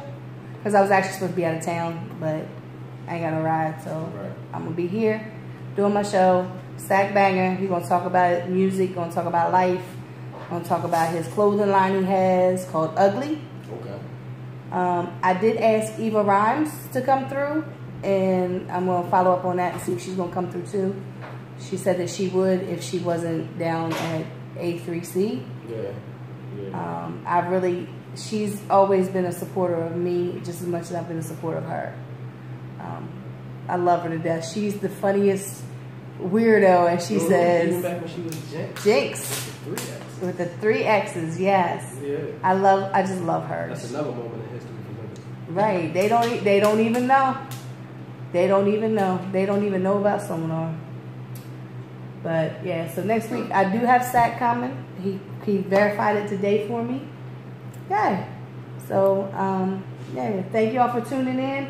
Brian Hoyt, one of my favorite supporters. He stays watching my lives every Saturday and repost it too. Like, he's a true definition of a supporter. That's why he won the supporter award. And that's why I wasn't upset that I lost to him.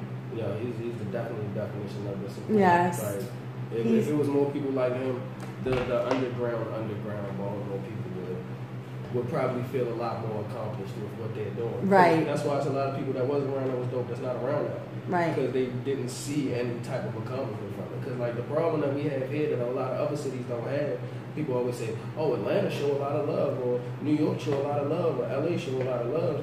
We show a lot of love here, but the way that the scene is separated up. It's separated the same in other places too, but those places are so much larger, right, that everybody can still prosper with the separation. I keep saying that Baltimore is a large city, but it's small at the same time. We are all 6 degrees of separation from everybody. That's why I tell people all the time, watch what you say. Because if you're not a person of your word, a man or a woman of your word, of what you say and what you stand by, somebody gonna pull you up and be like, oh, well, you talking about my cousin, that's my brother, that's my, because you don't, the city's so big but it's so small. I mean, and that's cool with it being small in that sense, but I'm just saying in the sense that the way that things are divided among people, certain people like this, certain people like that, certain people like, in bigger cities, it doesn't hurt as much because, all right, just for the sake of argument, it's 1 million people here. You got that 1 million people divided up 4 ways. Right. It's 250,000 people a section. If it's 10 million people, and just say for the sake of argument, it's 10 million people in Atlanta. You divide that same division up, that's 2.5 million people in each section. So, like, E40 goes platinum in California. The nigga don't have to leave the state to be a platinum recorder. Right, because I never heard of him until like years after he had already done stuff and everything. I was like, who the hell is this? And he has the language on his own. E40 goes platinum in California. He doesn't have to leave the state to be a platinum recorder. Right. Well, you gonna be a platinum recording artist too. So. Yeah, he's independent too. So yeah, he get all his money. Right. So yeah. So I'll see y'all next week. Get ready to get off here, get out of Cabo and Rose Way, so they can get on here and have their show. So I will holler at you. Right. We had a nice little conversation last week. I was creeping in. I was supposed to be leaving, but it got a good conversation, so I had to put my little 2 cents in. So I will check y'all next week. See you. It's a hip hop show. It's just us. In session.